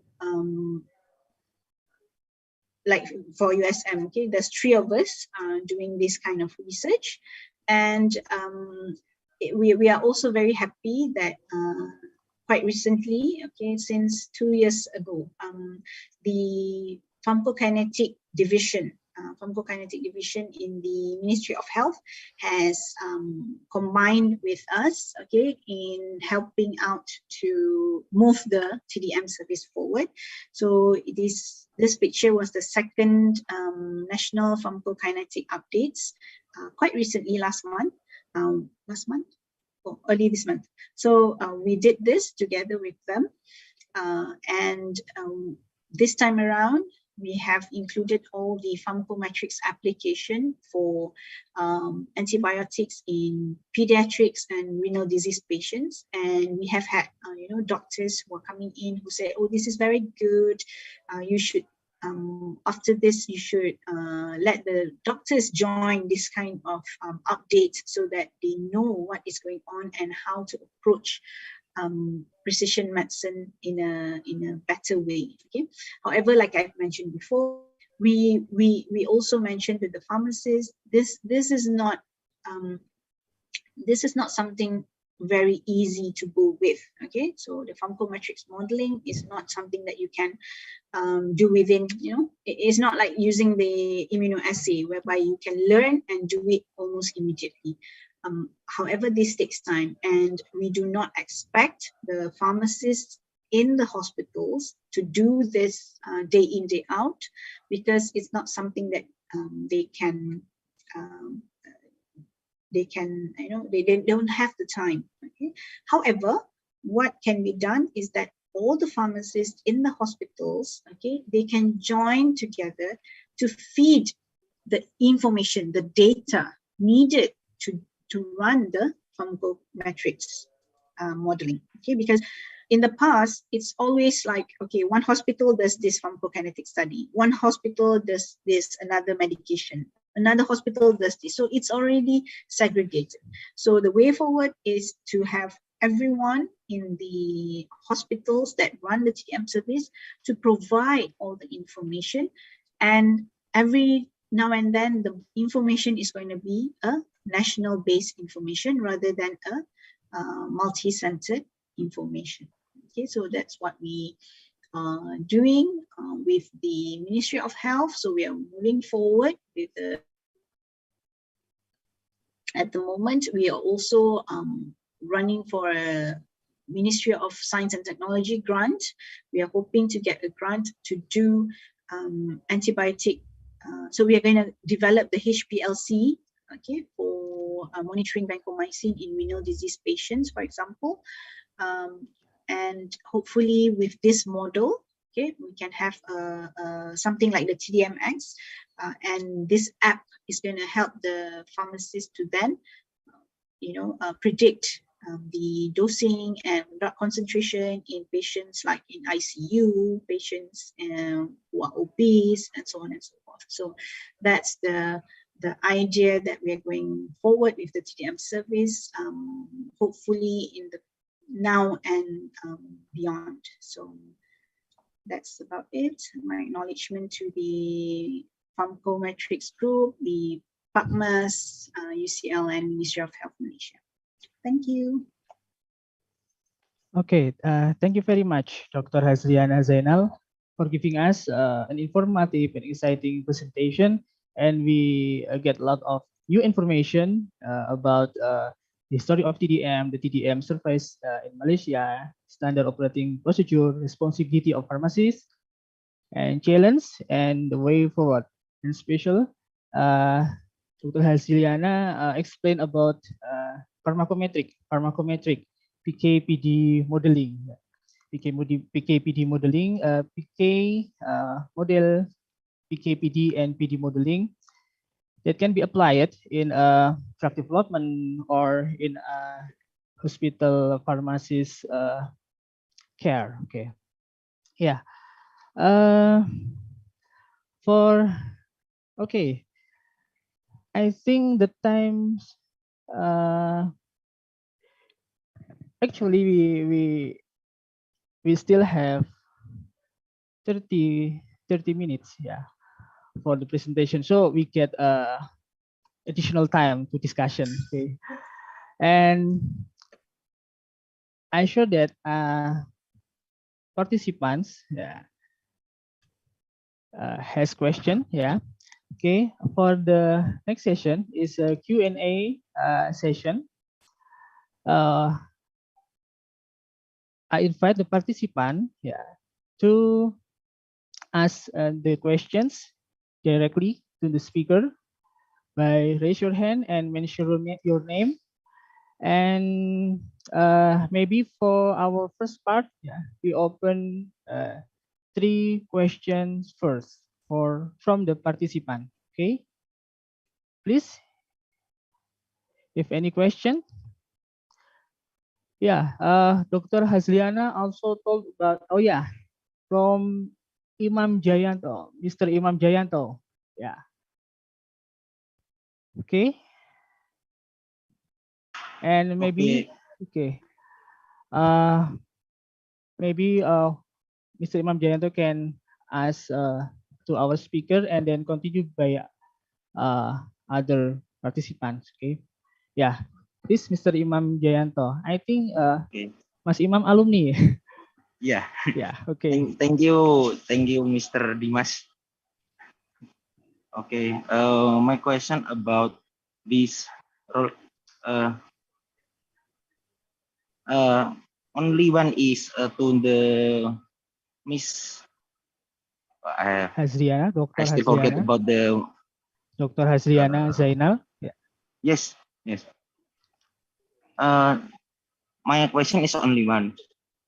Yes. What the negativity from this rule to apply in healthcare?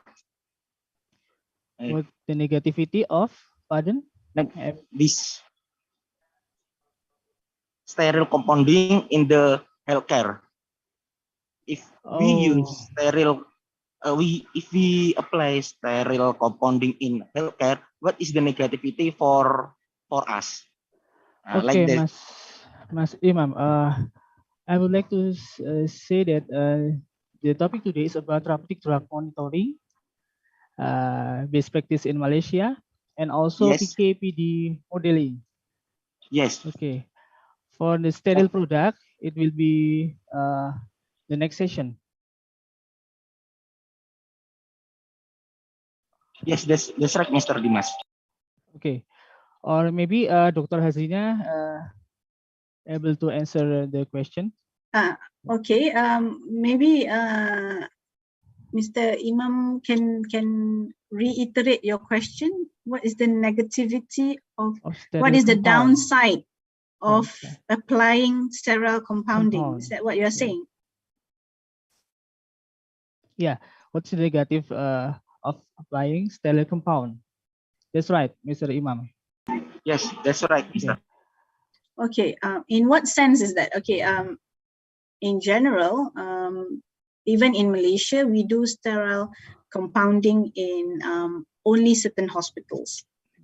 Most of it, we already have gone through, we purchase products that is already available. Okay, so we do not do compounding, but still there are hospitals that do sterile compounding, especially for ICU patients and also for the cancer patients. I don't see any negativity, but it's even better because it's a personalized care for the patient, because you can specify the amount needed for each patient rather than purchasing the self-ready-made. Okay. However, I do agree that the downside of it is it does cost more, okay, as opposed to purchasing the products. But it depends. Like in Malaysia, in USM, we still teach our students on sterile compounding. Like they have a specific topic and they have specific clerkship, whereby we ask the patients to go, we ask the students to go into the laboratory and they do hands-on for the sterile compounding, because it's a part and parcel of pharmacist's job. So I don't see any, I'm not sure, maybe Mr. Iman has his own view of the sterile compounding in Indonesia, maybe that he can share. I don't know about the negativity in here, Miss. So I asked for you how about in the Malaysia, and so answer there is no negativity for us. Thank you very much. Thank you very much. So I think the only issue is to run, okay, how you want to run the sterile compounding activity, because you need to have the HEPA filter, you need the room, specific room, you need to, even for our laboratory, for the teaching laboratory, we spent about 1 million ringgit for the laboratory, for the aseptic, okay, for IV bags, and also for cancer biohazard cabinet. So that's only for teaching, okay, for teaching purposes. So for practice purposes, for service, then that's a different thing. Okay, so I think the cost and the training that you need to give, it's going to be a bit costly.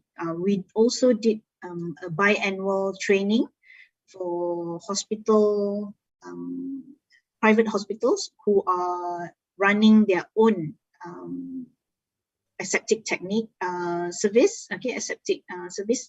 So they come to USM and they learn on the competency of running the sterile compounding service. Yes.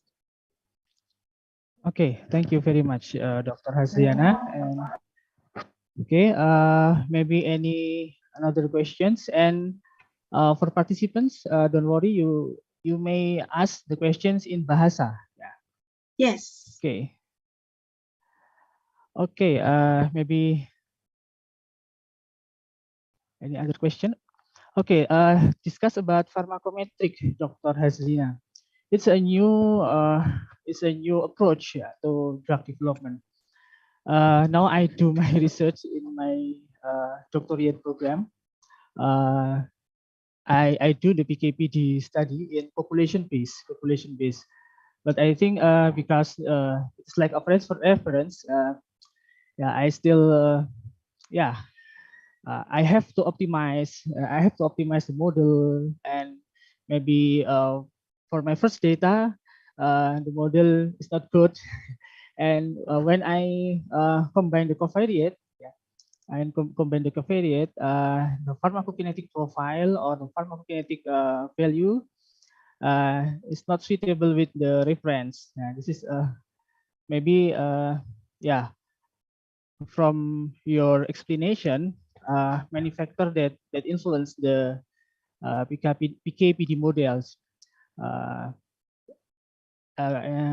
for fixed effect and variable, we know that the patient, we have to take the blood sample in appropriate time, and then we have to get the covariate. Yeah.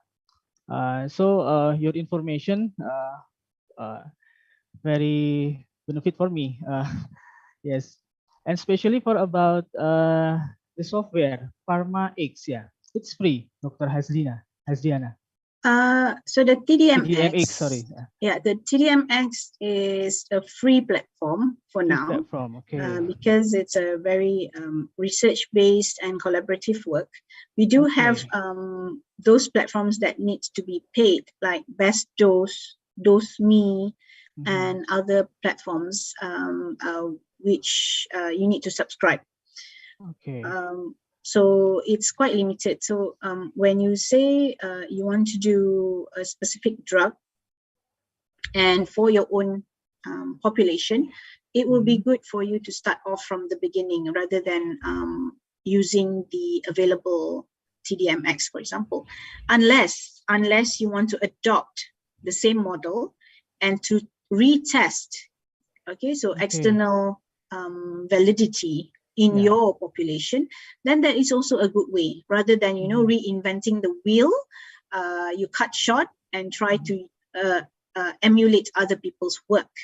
But if it's proven not suitable for your population, for example, things like tacrolimus, cyclosporine, which may be affected by genetic components, then it's going to be quite difficult for you to use the established population, maybe from the West.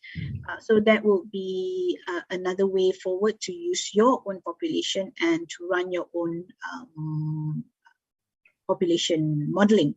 So it's actually pharmacometrics is not very new. It's relatively new for Asian, I think. But overseas, it's been there for quite some time. And even the famous software called NonMem is there since like many years ago, since the 90s. Okay, so it has been there. It's just that in the past, it's not been used quite widely. In the past, they used it mostly in what we call this for anesthetic use. Okay, drugs for anesthetic use. Okay, and then antibiotics. Okay, but now pharmacometrics has gone really wide. Because even then people are using it for drugs that already been established and drugs that are in the pipeline. Okay, so it's being used quite widely nowadays. Yeah. Not only using non-MEM software, but every other software as well. Okay, yeah. Thank you, Dr. Hasriana. Maybe any other question from participants? You can ask your questions in Bahasa. And back to the TDM, Doctor. Yeah, in Indonesia, we on the way to TDM implementation. But I think only a few hospital that has implement the TDM service. Okay, maybe the factor is because of the lack of personnel, the lack of human resources, because the pharmacist job, especially in hospital, I think they are very busy. Yeah. And back to your explanation about TDM, actually we need 2 time sampling when we take a blood sample from patient or depend on drugs. Maybe for vancomycin, we can get 2 times blood sampling before the next dose, or 30 minutes before the next dose, and then 2 hours after the infusion, maybe, or 1 hour after the infusion complete. And how about if we only get or we only have one time sampling? I mean that maybe the physician not give permission to take more times blood sampling in from the patient. Okay, how about if we only have one time sampling? Okay, it is possible to calculate or to interpret correctly. Okay. Okay, so that depends on the drug. Okay, so like gentamicin, the reason why you do 2 is that the trough will inform the nephrotoxicity and the peak will inform the ototoxicity. Like for the vancomycin, usually we take about the 2 hours after the 2 hours after the start of the infusion, and then we do take like 6 hours after. And so it depends on the drug.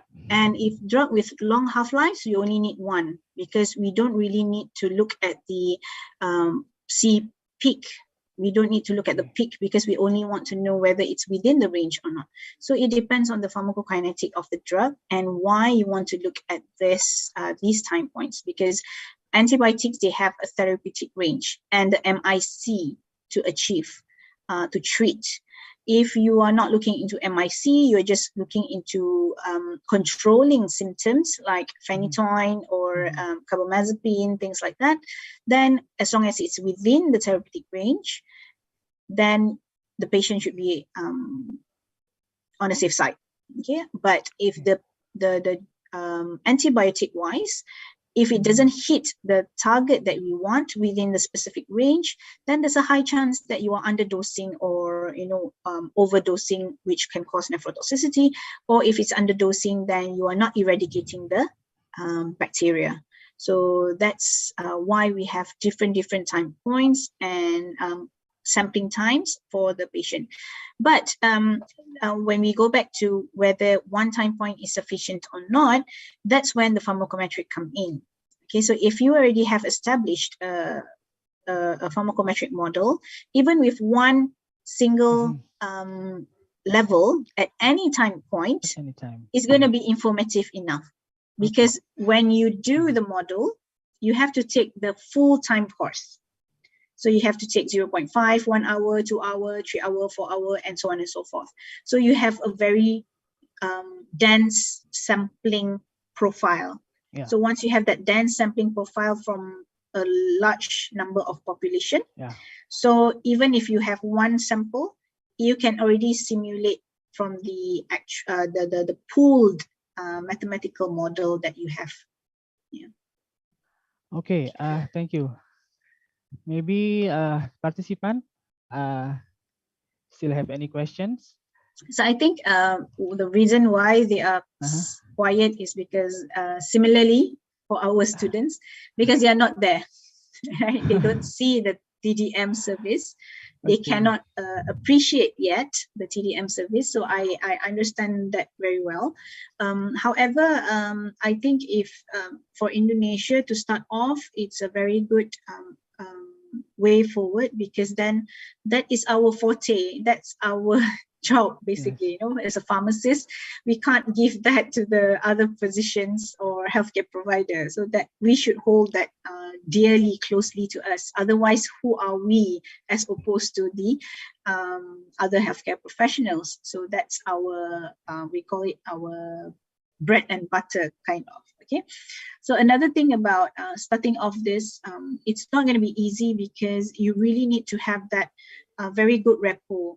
Although I was not there when it was first established, okay, I was just 1 year old. So I know that because the ones who established this are still, I get to be their student and I get to be their colleague now. So they usually let us know, their all experiences when providing this clinical pharmacy service. So it's not going to be easy. It's going to be very, very confrontational. Okay, but if you can get hold of one or two physicians who are going to be very helpful, start off with one specific ward first, which is going to be useful. I would say the pediatric ward. Okay. Because the pediatrics are going to send you the gentamicin very frequently, and also perhaps sometimes vancomycin. Okay, and gentamicin is like, the thing that we get all the time.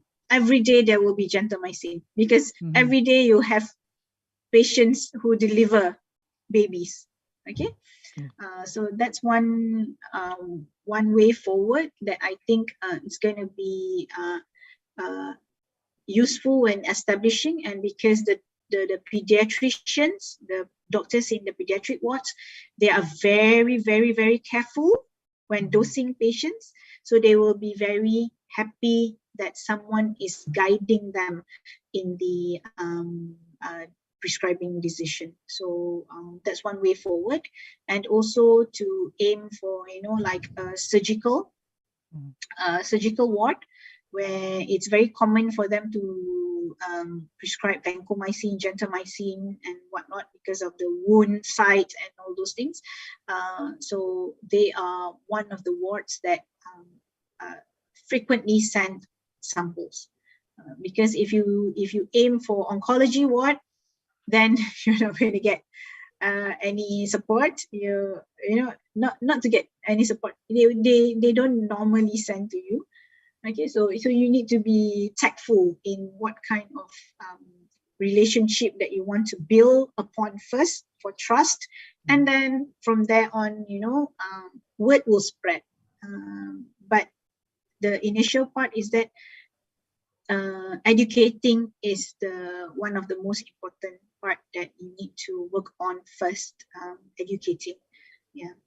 And one of the things that the super seniors were telling me is that, don't rely on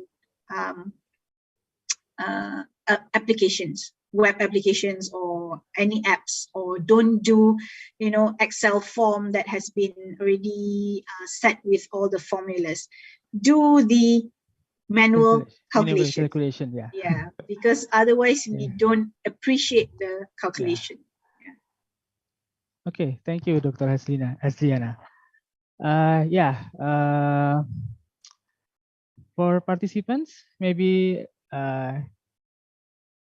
do you still have any questions? Maybe because TDM service is not implemented in almost hospital in Indonesia, so it is difficult to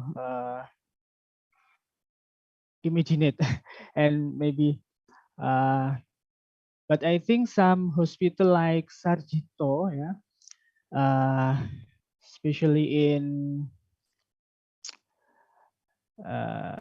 bagian paru, respiratory, routine send the blood sampling from the patient who get the rifampicin to laboratory of pharmacology in medical faculty, Gajah Mada University. And the request is from the doctor. I mean that the doctor has trust to do the TDM process. They know if the TDM process, if TDM can improve the therapeutic outcome of patient. Maybe in Indonesia we need more and more research about therapeutic drug monitoring, so we can show the data to physician if the therapeutic drug monitoring is give benefit to patient. And another aspect is from economical or cost effectiveness. Why in Indonesia we still on the way because it is not paid by our insurance, okay, to TDM service. Maybe the participant can give me correction if I'm wrong, yeah. But as I know, for TDM service is not covered by our insurance, our national insurance, BPJS, yeah. So it is make the cost have to pay dibebankan pada pasien. Jadi the cost is paid by the patient. Okay. I see. Yeah. If in Malaysia, it is for the TDM service covered by insurance, or we do not have insurance here for the Ministry of Health. So I'm a government servant, so I do not pay for the TDM. But for those who need to pay, it's rather small. It's not too expensive. But in the private hospitals, I think it's also covered. Okay. Because anything that's under the care when you are being when you are admitted to the hospital, it should be covered by the insurance. So okay, I get you on the economic part. So it's going to be a bit difficult, but yeah, if you can show the economic study, maybe you don't have to do a mega research kind of work, but if for whatever reason you have already in the existing TDM service in the hospitals that you mentioned just now, I think what you can do would be to do an audit, on what are the commonly used medication, what are the commonly sent, and how many are actually toxic, which then you relate to the extra expenditure to treat the patient, or how many are underdosed, and what are the costs to treat the patients because you underdosed them at the very beginning, and things like that, So those kind of things are more relatable to the hospital clinicians rather than doing a different kind of research to prove that TDM is useful. The benefit of TDM. Yeah, so I think it's you need to, because it's all about numbers and audits. So these are more relatable to the hospital management to me, Okay. rather than some other kind of studies. So if you can do that and show them, then that will be something very. Apa? Yeah. Oh, I'm sorry, Doctor. No worries. Yeah. Okay. Okay. This doctor, maybe you could continue your explanation. Yeah, I think I've ended my comment just now. So yeah, so basically, as a summary, do something that is relatable to the clinicians, rather than doing a totally different kind of research to prove on the usefulness of TDM, because the usefulness of TDM is already out there. It has been proven. But when it's not relatable to your country setting, like when you say it's not being paid by the insurance, then it's totally different from us. So you can't be using our model. So you need to use your own model. So how do you tackle the doctors, the higher management of the hospital, is when you show them that actually, hey, by doing this, if you did not do this, how would you know? Yeah. Right? Yeah. Okay. Those kind of things. Okay. Thank you, Dr. Hasliana. Okay. We hope that our pharmacists in Indonesia, okay, will do many research about TDM and then can disseminate to the doctor or other health professional and give information about the benefit of TDM. Okay. And I invite the participants. If any other questions, please, you may ask in Bahasa. Okay. And I think the therapeutic drug monitoring is very important. It is make the differences between pharmacists in other profession, because I think only pharmacists take the responsibility for TDM and interest to do the TDM service. This is the pharmacist disciplines to learn and to implement and to apply the TDM service. Okay, maybe for instrumentation, Dr. Hazliana. Okay, you explain any two kind of two branch of implementation instrumentation. I'm sorry, instrumentation is immunoassay and chromatographic. And you told us that in Malaysia, most of TDM service using immunoassay. Okay, it's more fast, maybe practical, and but maybe you can share to us what is the comparable between two method, instrumentation method. I mean that the benefit and the disadvantage using immunoassay, and the benefit and disadvantage when we using chromatographic. Thank you. Okay, so the immunoassay is rather fast, okay, because you just add the reagents, the available reagents, and then you just run it, and then you will get the results, and then you just chuck away the remainings, and then you can run with another sample, okay, another set of samples, which actually you can use. You just have to change the reagents, and you just have to put in the blood samples that you want, and it also depends on the capability of the machine to run how many samples per run.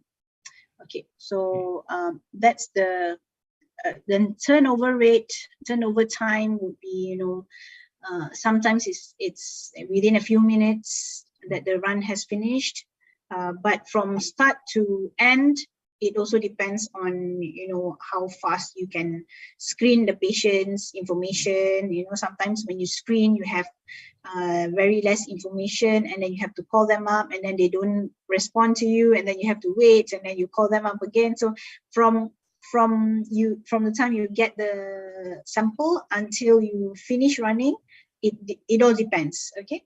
But the running time for the machine itself, it does take fast. It's quite fast, okay?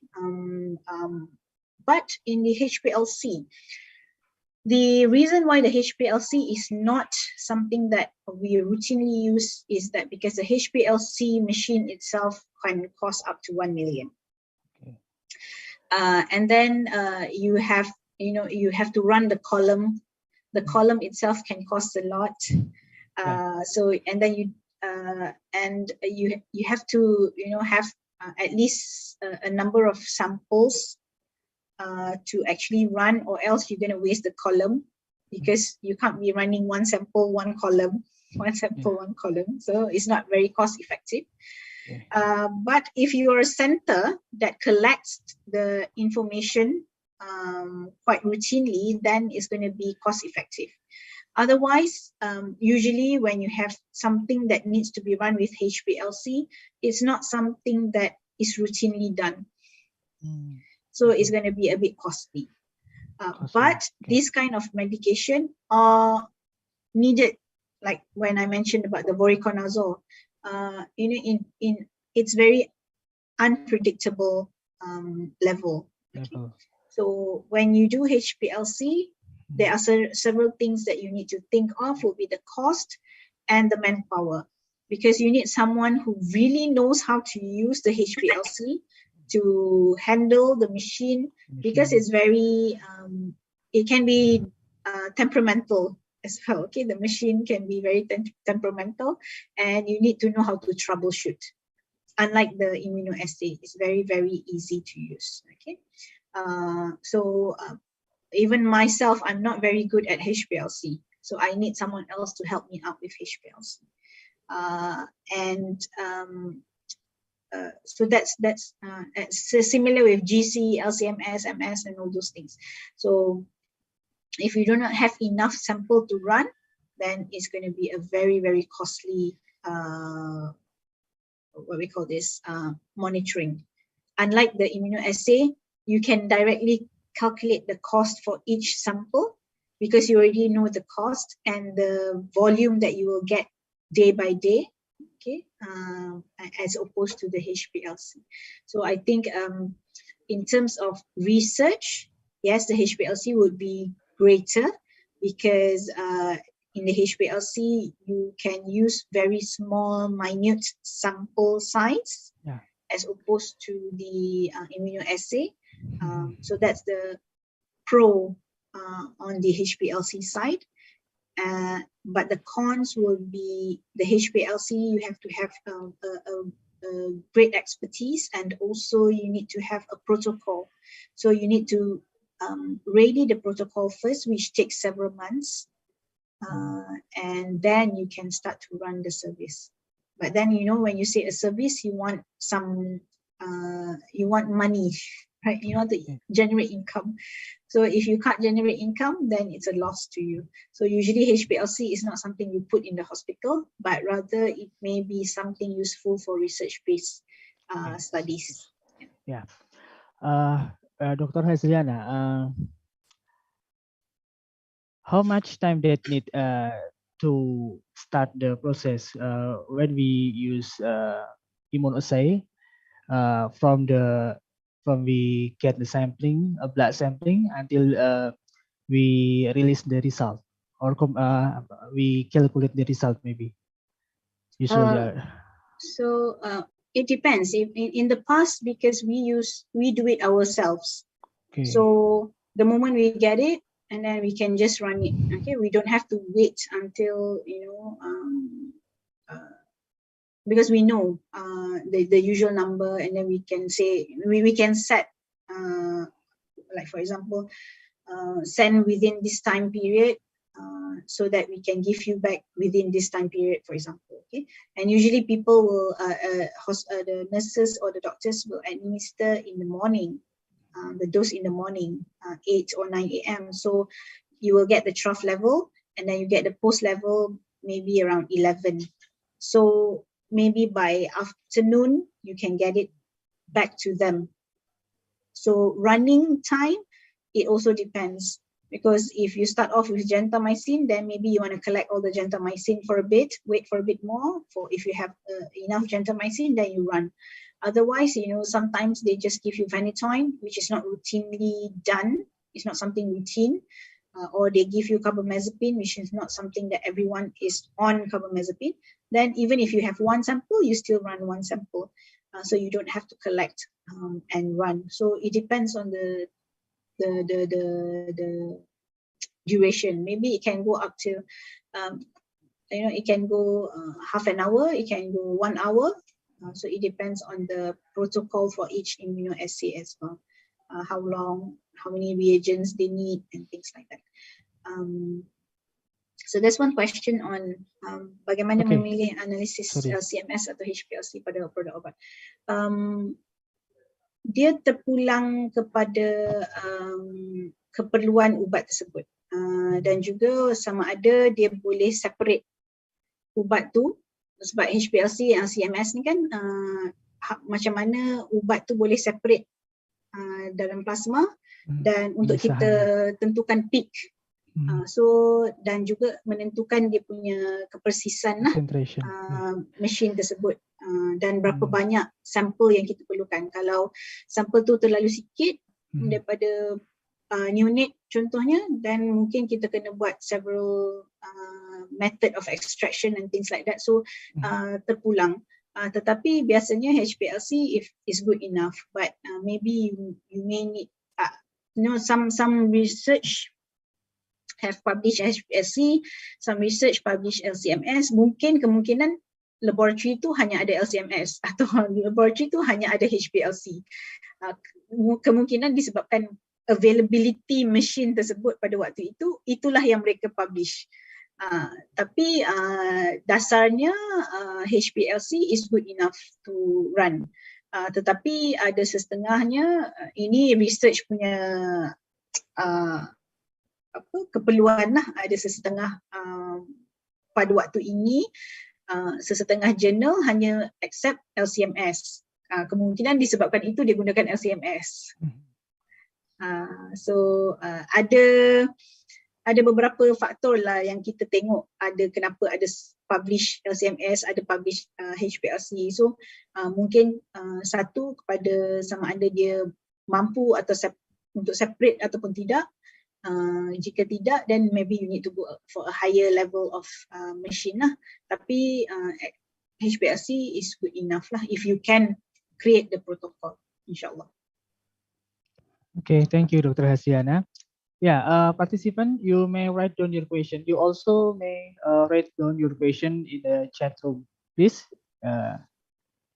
If maybe for me, Dimas. Yes, please. Because there is no participant asking question. So thank you very much, Dr. Hasiana, for a very interesting presentation, very interesting sharing about TDM and also about pharmacometric. Yeah. Maybe a very basic question, not related, not mainly related to the topic, but in regard with the basic knowledge for TDM and pharmacometric, which is pharmacokinetic. Yeah, maybe in our case, in our department, it seems that pharmacokinetic is not quite interesting for the students. Yeah. So maybe is it why no many students asking question about this, because they still get confused about the topic. Even as I said, not many students interested in learning deeply about pharmacokinetic. Yeah. So maybe from your experience, because I believe that you also teach pharmacokinetics in USM. So is there any special method to make the students more interested in studying and learning pharmacokinetic? Yeah, because as we discussed, TDM is very important and will be benefit us, not only as pharmacists, but also other healthcare provide other healthcare professional in hospital. Yeah, but of course we still need to encourage the students to know about this and to become our future pharmacists who are ready to do this kind of job related to TDM. So is there any suggestion, maybe from your experience, how to make pharmacokinetic more interesting? So we will have more students interested in studying and learning pharmacokinetic more deeply and seriously. Thank you very much, Dr. Hasiana. Okay, thank you, Dr. Saifuddin. Okay, it's similar everywhere. Okay, when you speak to the students, they'll be like, pharmacokinetics, because they don't like the calculation. It's very difficult. And even when I was a student, I didn't like pharmacokinetics because whenever we have quiz on the spot, like 1 hour quiz, I don't know which calculation, which equation to use, because there's so many equations and I cannot remember them.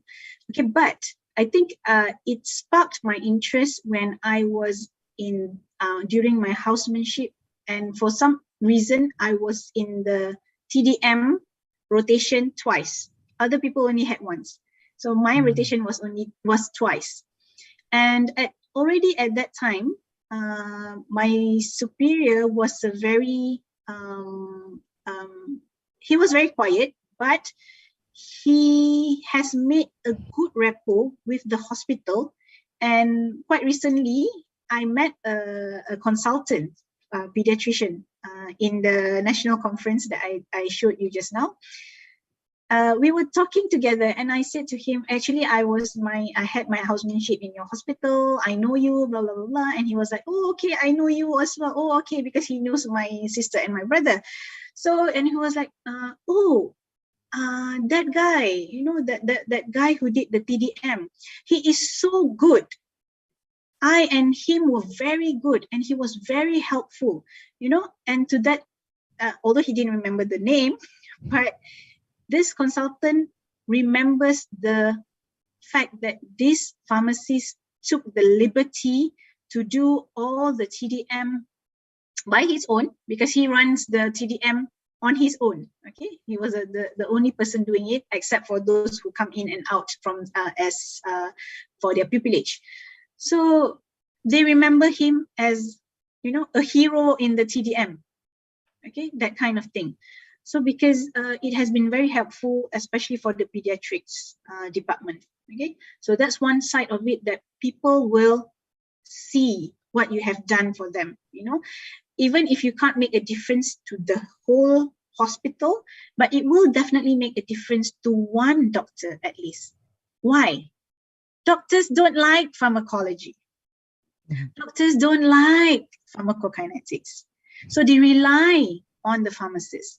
So imagine if you are there in the hospital and there are hundreds of new doctors there, not just say new, maybe, you know, relatively new. And when it comes to pharmacokinetics, they don't know how to interpret. They will definitely call you up. They definitely call a pharmacist to ask. And what if you don't know? So how are you different from them? You know, so you say you don't know. Okay, I always tell my students, okay, you need to find a niche area that makes you stand out. One of it is TDM, of course. Okay, and one of it is to understand the pathophysiology of the disease and understand how the MOA of a drug, so that you can explain to the doctors. Okay, so I told them, if you do not have this quality in you, how different are you from the doctors? Everyone now has internet access, not like in the past, you know. I was privileged to have this, you know, handheld PDA and stuff where I have all the drug information, and you know, when you go to the ward, you'll be like, okay, I have all this information. So when the doctor asks me, I have all the information. But now everyone has internet. Everyone has the same access to the same internet information. So how are you different from the doctors? If you don't show that you are different from the doctors, and you go to the wards, and when they start to ask you a question, which is related to pharmacy, okay, as simple as dosing or as simple as mode of action of a drug. The first time you go, you say, I don't remember. Okay, never mind. The second time you go, they ask another question and you say, oh, I will look back. I will look up and come back to you. The third time you go and you will say, oh, I don't remember, but I will get back to you. You know, after that, they will close the doors for you because you are no use to them in the ward. Okay, that was what happened in the past because we didn't know how we can be valuable to the doctors. Okay, so how to be valuable to the doctors is that you need to know your own forte. What is your strength? Okay, if you're in the ward, what is your strength? What are the most common questions that the doctor asks? And you should be able to give them the results. It doesn't mean that you have to have everything in your brain. No. Okay, your brain has so little capacity to remember everything at that time point, especially when you're being asked by the consultant and you go, okay, you don't know what to answer, although you know the answer, okay? But at least you know all the resources that you can get all this information in a very quick response, at least, okay? Sometimes they will ask questions like, you know, what's the price of this medication? Of course, you can't remember, right? But immediately you go to the nurse's station or whatsoever, you call them, you know, call the store. Okay, doctor, I'll get the information in 5 minutes. go and get the information and get back to them, because they are still there to decide which medication to give, okay, which is more cost effective. If you can't give them the response within the time frame that they want, then you are no use to them in the hospital. So how are you going to show that pharmacists have the right to be in the wards alongside the doctors? We are not trying to be superior, but we want to be at par, at least, with our own capacity and our own knowledge and our own, expertise. Okay, so it's not going to be a very easy way. Okay, but even now that the clinical pharmacists are being accepted in the wards in Malaysia, but there is another downside of it now that I've just spoken to one of my students. Apparently what she said was that the doctors become dependent on you, okay, for information, especially the new doctors. I don't know, maybe because they are not interested to be a doctor, or maybe they don't want to be accountable for things. Okay, these are the attitude problems. I'm not saying all doctors, okay, but there are cases in that case. So in those kind of cases, you will be the reference point for these doctors. Okay, so if you can't give them the feedback, then perhaps in the long run, you are not welcome in the ward. So that's not what we want. Okay, we don't want to be the backliner anymore. We should be the frontliner. Okay, so that's what I think. So find your strength, and those strength, one of it is therapeutic drug monitoring. And therapeutic drug monitoring is not about just in the lab interpreting data. So you need to go to the wards and also explain. And knowing pharmacokinetics, you help a lot with the judgment of the pharmaceutical care process, because I think they need to try out. Okay, if they don't get the compliment, selagi tak dapat compliment daripada doctors, they don't feel that they are pharmacists. But once you get the compliment from the doctors, you are tiap-tiap kali masuk hospital, you akan senyum sebab you akan rasa you dihargai. Itu je. But I believe that kind of compliment will be achieved not in the short journey. I mean, we need to focus, and as you said, maybe everyone should decide or choose, ya, akan di mana dia memilih untuk berpraktik, ya, secara lebih mendalam. Okay, because we will be we can't to be an expert in everything, gitu kan, but maybe we need to focus in particular field in pharmaceutical practice or clinical pharmacy, like in TDM, or maybe in aseptic dispensing, or maybe in another practice in pharmaceutical area in the hospital. Yeah, thank you very much, Dr. Hazliana, for your kind answer. Sama-sama. Thank you very much, Dr. Hazliana and Dr. Saifuddin for the questions. Okay, we still have 30 minutes. Okay, and I would like to invite the participant to ask the questions. You can write down in the chat room, please, or you may directly ask to our speaker, also in Bahasa.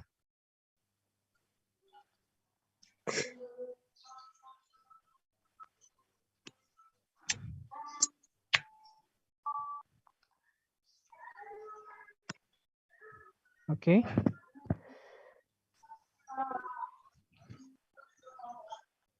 Okay, Dr. Hazliana, I want to ask you about dry blood spot. Yeah. In Malaysia, for TDM service, that is, you can use dry blood spot, or it is in a special case that we can use dry blood spot, especially in pediatric. Yeah. Okay, so for the usual TDM monitoring, we do not use dry blood spot. Because dry blood spot, you have to, extract and dilute and things like that, and then before you can run, and usually you do it in the HPLC, using the HPLC. So for Malaysia, we do not have that routinely done, but I know that some research-based studies that one of the pharmacists was doing, they sent out to another, to I think to Australia, to her counterpart in Australia. So we do not do it as of routine drug monitoring, because we need to establish the protocol first. So as of now, we do not do it, but it is possible to use dry blood spot for TDM monitoring, yes. Okay, maybe any other questions? In one day, how many blood samples that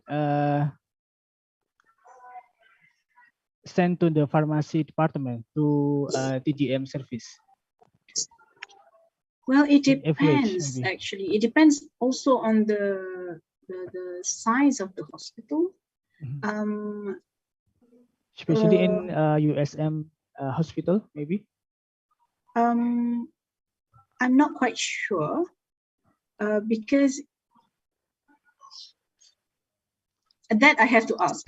I'm not sure myself, but I think most of the time you can get around at least 3 to 5 patients for neonates gentamicin, definitely every day, because of the rate of delivery in Malaysia. You have a lot of people delivered every day, and then Vanco and Genta in adults is quite a lot, because of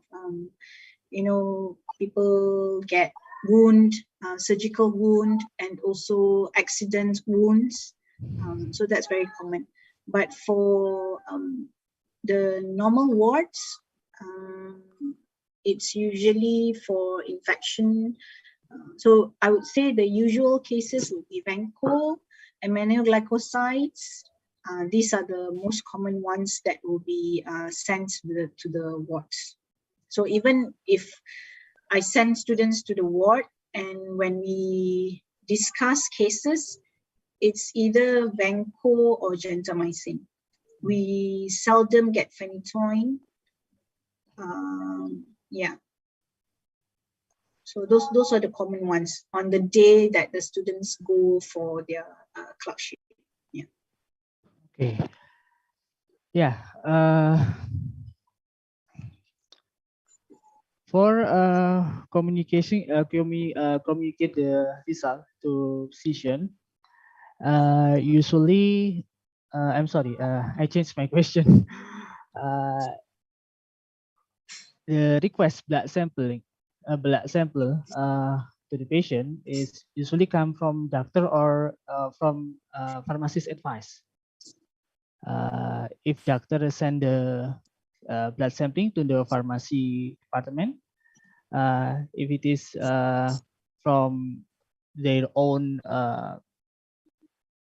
keinginan sendiri atau apa their own request, or based on or after a pharmacist give suggestion, maybe in most case in USM hospital. Usually it's well, I don't really attach to the hospital, USM hospital, because we are like few hundred kilometers away. But I'm very much related to the Ministry of Health Hospital, which is Hospital Pulau Pinang. So in that sense, usually the doctors already know that they need to send. For example, for antibiotics, they will send after the 3rd dose, for example, and they do send routinely. But in terms of pharmacists asking them to send, is when the drug level is not within the therapeutic range, and we ask them to change the regimen, and then we suggest when to send the next dose. Okay. Otherwise, we do in another way, maybe some clinical pharmacists who goes for the ward round may also remind the doctors, sometimes because the doctors who do the rounds are the new doctors, and they are not very familiar with drug monitoring. So we can always, let them know that, it's time to send for a sample. But in the usual case is them sending because of the routine care. Okay, thank you very much, Dr. Hazriana, for your answer and for your giving us more information in a discussion section. And finally, ladies and gentlemen, we come to the end of the session. Before we close the session, let me draw conclusion about our discussion, especially in topic therapeutic drug monitoring focus practice in Malaysia. For Indonesia, that maybe we still on the way to TDM service implementation. We must support the research data to prove that TDM is beneficial, to prove that TDM give benefit to patient and to healthcare system, especially in increase the therapeutic outcome of patient. And then when we try to implement when we try to apply the TDM service, the better we start from specific ward, okay, and get the trust from the doctor. And how about to increase the students' motivation? Okay, maybe because pharmacokinetic is a lesson that consists of calculation, and menjadi sebuah pembelajaran yang agak susah gitu ya, difficult to understand most of students. So maybe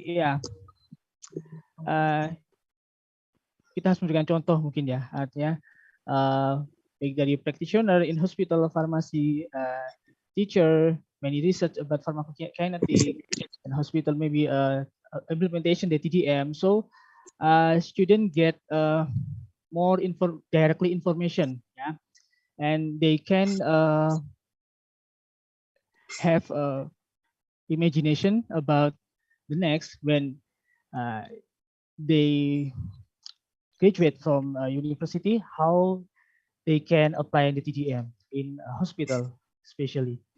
And then for PK/PD modeling pharmacometric, it is a new discipline in Asia, but maybe Europe or USA, sudah cukup lama. But PK/PD modeling of pharmacometrics can contribute in a drug development. It has a big contribution in a clinical trial. Okay. Yes. Hopefully the presentation will give us benefit, and I apologize if during accompany the discussion many unclear speech or many mistakes that I make. I want to say I'm sorry, and thank you very much for attention. Thank you very much for Dr. Hazriana for many information, new information for us, especially about therapeutic drug monitoring, how to apply the TDM process. How to apply the TDM service, and about pharmacometric. Okay, and thank you very much for participant. Walaupun tidak banyak pertanyaan, but I know that all of you interest with this topic, and get much information, new information from our discussion today. Okay, Thank you very much. And I turn back the time to the master ceremony. Wassalamualaikum warahmatullahi wabarakatuh.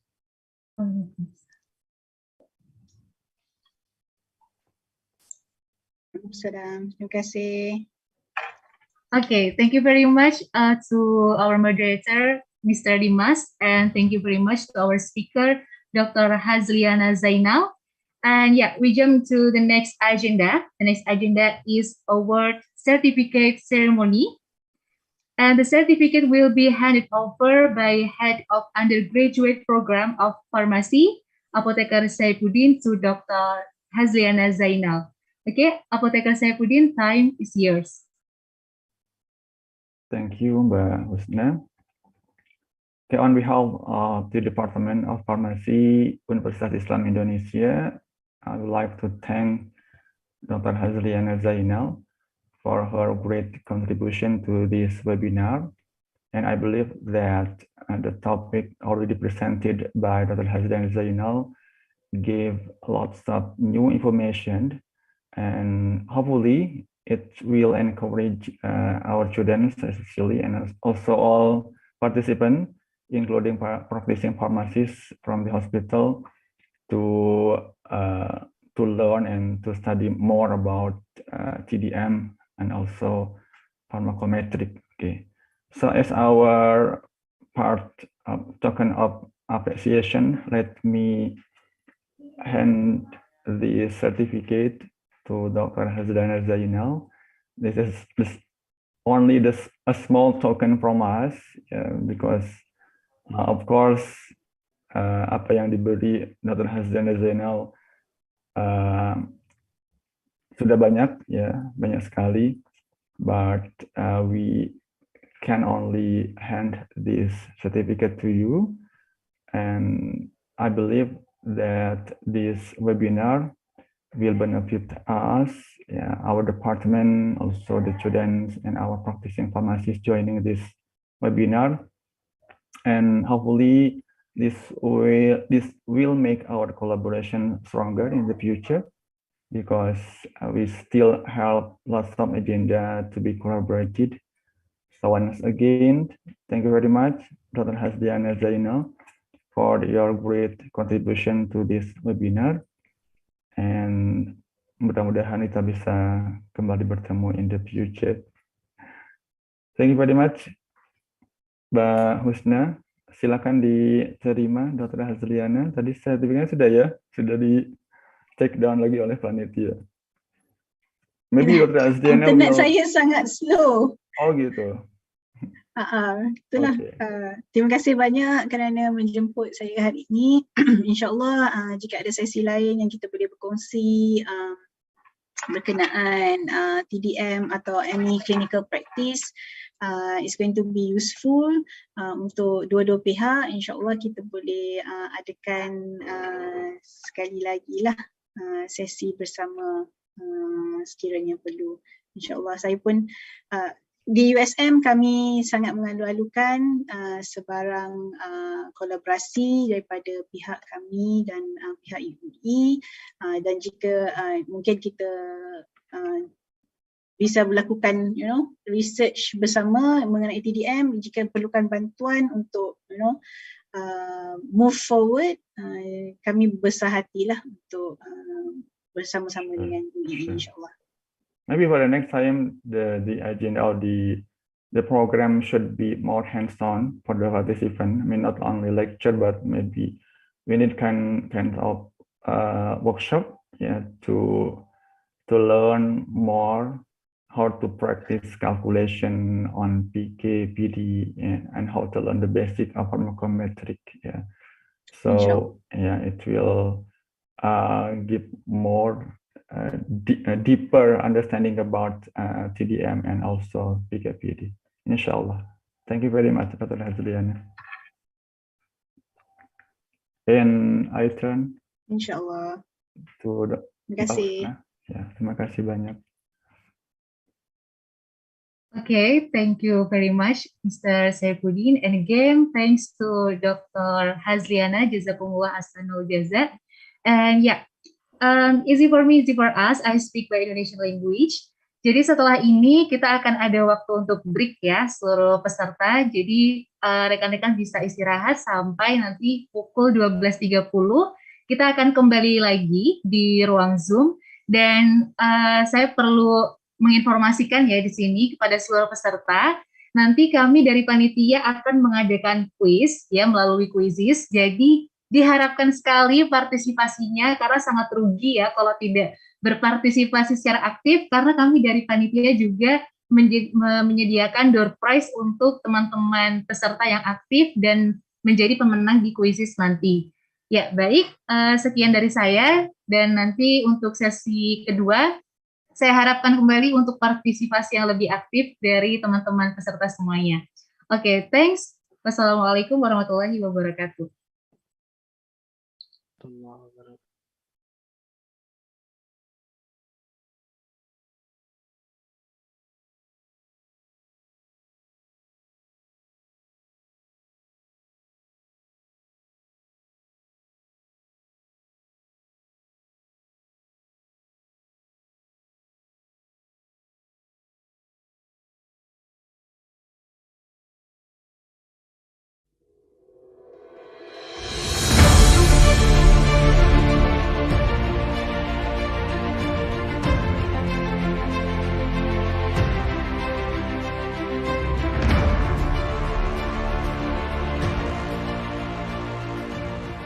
Era Industri 4.0 mengarahkan pada pengembangan teknologi kesehatan menuju ke personalized medicine dan nanobioteknologi yang memanfaatkan artificial intelligence serta penggunaan mahadata dalam memberikan pelayanan kepada masyarakat.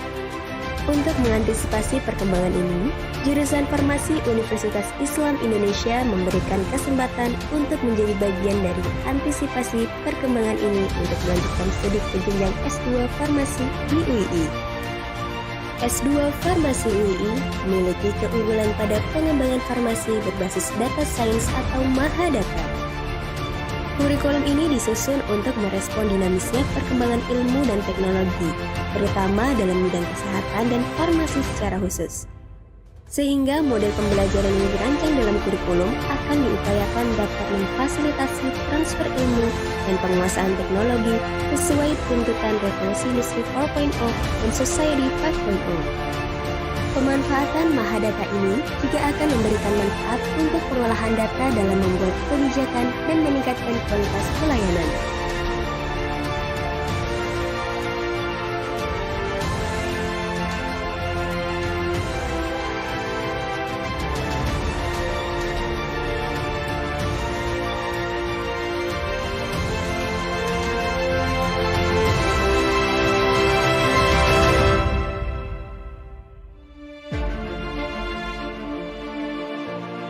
Selain keunggulan utama, S2 Farmasi UII juga menyiapkan mahasiswa sebagai seorang pendidik dengan menyiapkan pembelajaran pedagogik yang diperkuat dengan kemampuan dalam menyusun kurikulum perguruan tinggi.